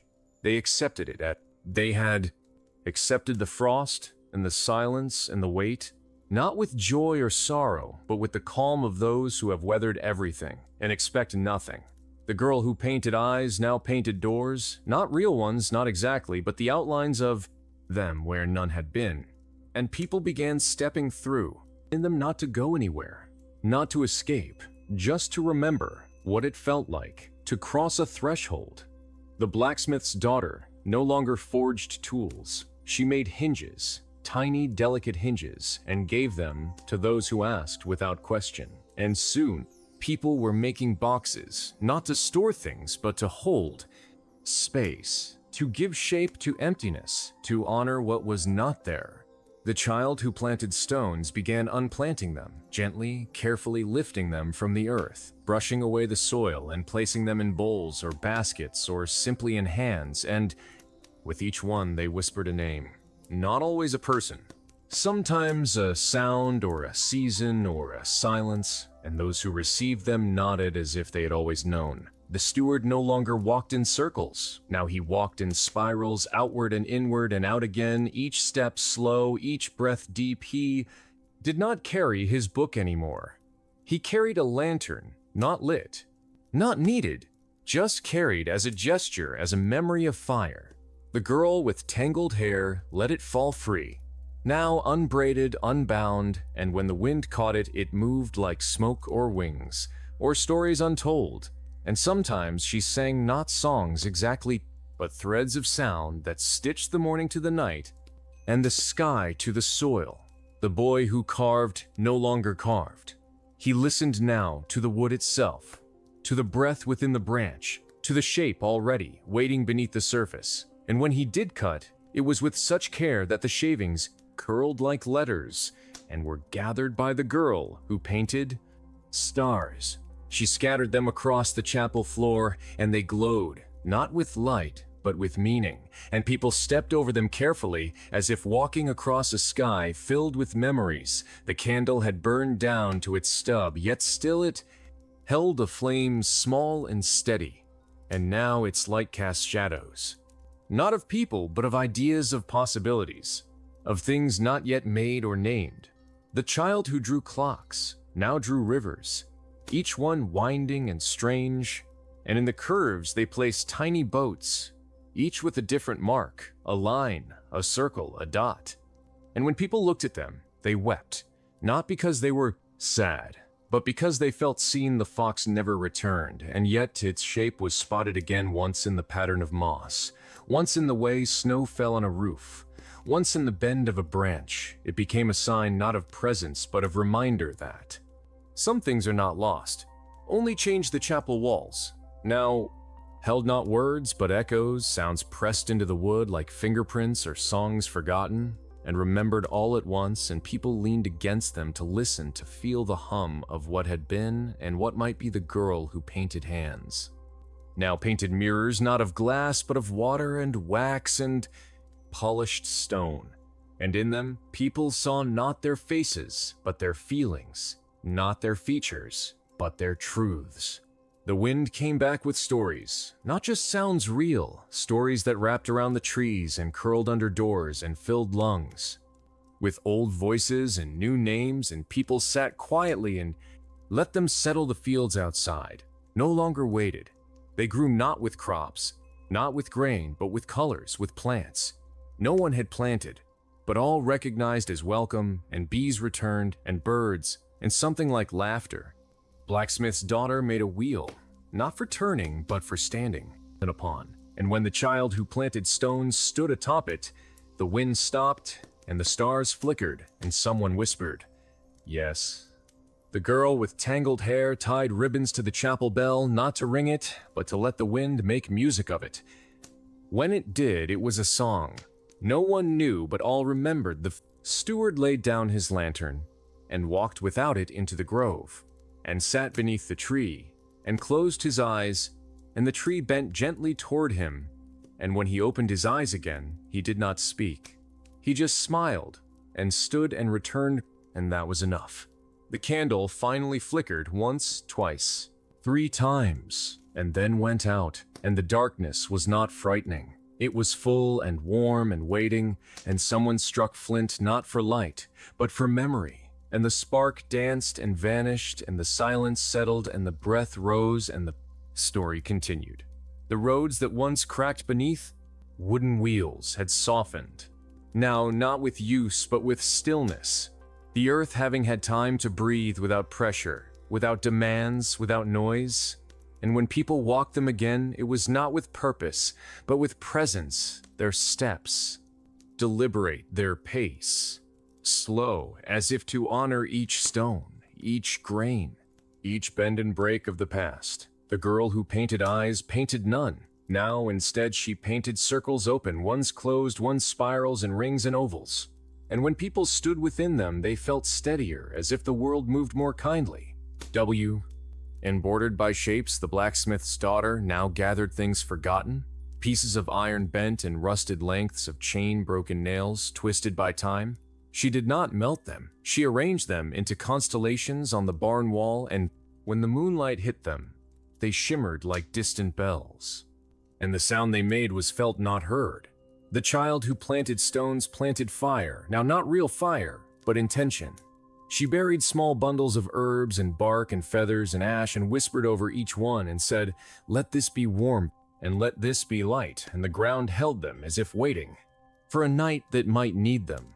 The steward walked again, this time without a destination, simply through the village and beyond into the hills and the fields and the thickets of brush, and wherever he went he left a thread of blue behind him, thin as hair, strong as memory, tied to posts and trees and stones. And by the end of the day, the village had been sewn together in quiet stitches. The girl with tangled hair now carried a bowl of water, and whenever she saw someone resting, she dipped her fingers and touched their forehead gently, not to heal, not to cleanse, but to remind them they were here and they were seen, and the water never ran out.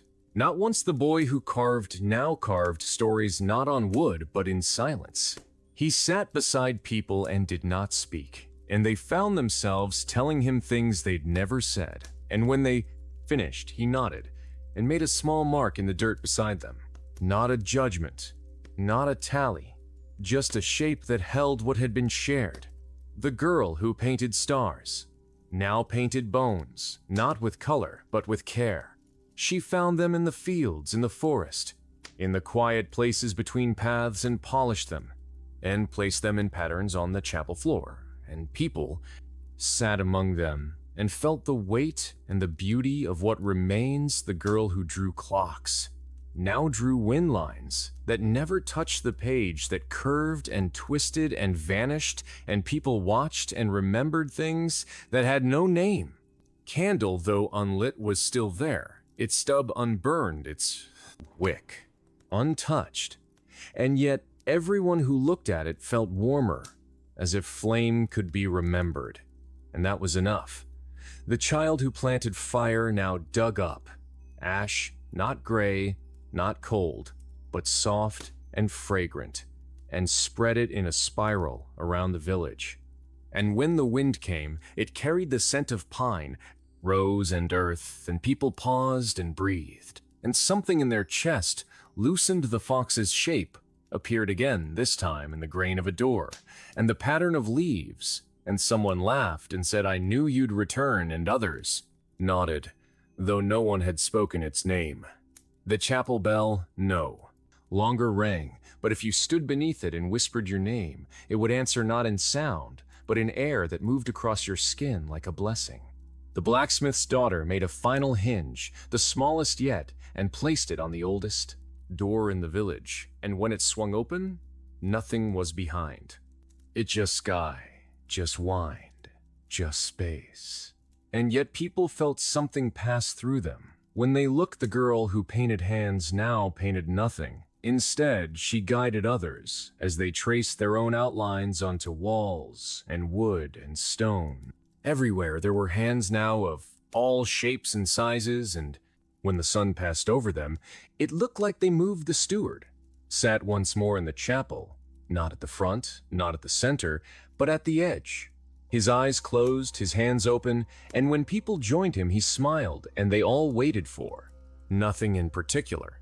And the waiting became the point. The girl with tangled hair braided her hair into the grass now, and when the wind blew, it rustled like leaves. And someone said it sounds like breathing, and others agreed the child who planted fire made one last bundle wrapped in linen tied with red thread and placed it at the chapel door, and no one opened it, but all touched it and felt warmth. The girl who painted eyes returned to her circles, and added one more ring within a ring within a ring, and inside the final one she placed a pebble and said, "This is now the center," and everyone who came after stood there for a moment and felt steady, and sure, the sky did not change, the trees did not bow, the wind did not pause, but everything knew something had shifted, not in the world, but in the people, and that was enough. The fields were quiet now, not empty, not abandoned, but quiet in a way that felt earned, like a breath held, and then released. The grass had grown high, not wild, but free, and in its sway, the villagers saw time not as a line, but a rhythm, a cycle of giving and returning, and giving again. The girl who painted circles now traced her fingers through flour on the table, making patterns that echoed her shapes, soft arcs and waves and swirls, and people who saw them smiled. Without knowing why, the blacksmith's daughter no longer shaped metal. She placed her tools in a row, cleaned and oiled and shining, and sat beside them, hands folded, not in rest, but in readiness. The child who planted ash-scattered seeds instead, not in neat rows, but wherever their feet landed, a flick of the wrist, a pinch of hope, and behind them small shoots began to rise. Already reaching before they broke the earth, the steward walked the perimeter of the village one last time, fingers trailing against wood and stone and bark, as if memorizing the feel of things, and at each corner he placed a stone, not marked, not special, but chosen, and the village breathed a little deeper, as if boundaries could be kindness. The girl with tangled hair had woven a net of reeds and wool and wishes, and hung it in the chapel window. And when light passed through it, it danced, not brightly, not boldly, but gently, like memories remembered, just in time. The boy who carved had given his knife to a younger child, and sat beside them as they made their first hesitant cuts. And when the child asked what to make, he said, "Something that feels like listening," and that was enough. The girl who painted stars had scattered her last set of shavings into the wind, and they had flown farther than expected, landing on rooftops in hair and bread dough, and people took it as a sign not of magic, but of connection. The girl who drew, wind now closed her eyes, and drew with her breath, long, soft exhalations that made dust rise and leaves turn, and she smiled and said, "Yes, that too is drawing." The candle was gone, not melted, not broken, just gone, and in its place was a circle of warmth, a small ring of air where people stood and held. The child who planted seeds now walked barefoot, and wherever they stepped the ground seemed softer, more willing, more awake. And someone said, "I think the earth remembers us." Now the fox was seen again just once at dawn near the chapel, its tail brushing the dew, its eyes reflecting firelight, though no fire burned, and then it was gone, and no one followed. The chapel bell had ribbons still, and they had faded from red to rose to dust, and still they moved when the wind passed and made a sound like breath held and breath let go. The girl who painted hands pressed her own one last time against the chapel wall beside all the others and walked away, not looking back, because everything she needed was in the press of her palm. The steward returned to the center of the village and placed his lantern at the base of the old tree, unlit, untouched, and people gathered, not in silence, not in song, but in presence. And that was the closing. The girl with tangled hair had cut a small lock and tied it to a branch, and when the wind lifted it, it danced like a kite, like a thread. Like a final verse, the blacksmith's daughter lit a small coal and let it burn out in her palm, a single curl of smoke rising, and she whispered, "May this be the last fire for a while," and others nodded. The child who planted seeds placed one stone atop another and another and another, and when it toppled, they laughed and began again, and others joined, and soon the ground was filled with towers and laughter and the sound of things not breaking, but beginning. The girl who painted circles drew one last spiral in the dirt from the chapel door, out past the fields, past the tree, past the stones. And when she stood, she said, "Follow it, only if you want," and no one did, but everyone smiled. The sky darkened. not with storm, not with sorrow, just with night. And stars appeared where once only cloud had been, and someone pointed and said that one is new, and someone else said no, it's just returned. The steward lay down on the grass for the first time and looked up, and his eyes filled not with tears, but with sky. And he whispered, "Thank you." And someone whispered back, "You're welcome." The wind passed through the village, not rushing, not rattling, just present, and the doors stayed open and the windows wide, and the people lay down where they were, and the night held them, not like a mother, not like a grave, but like something ancient and patient and true. And when morning came, it did not begin with bells or birds or breath, but with a pause, a stillness so complete that even the sun seemed to wait, and then a step, and then another, and then a song, not sung but felt, and the day began again.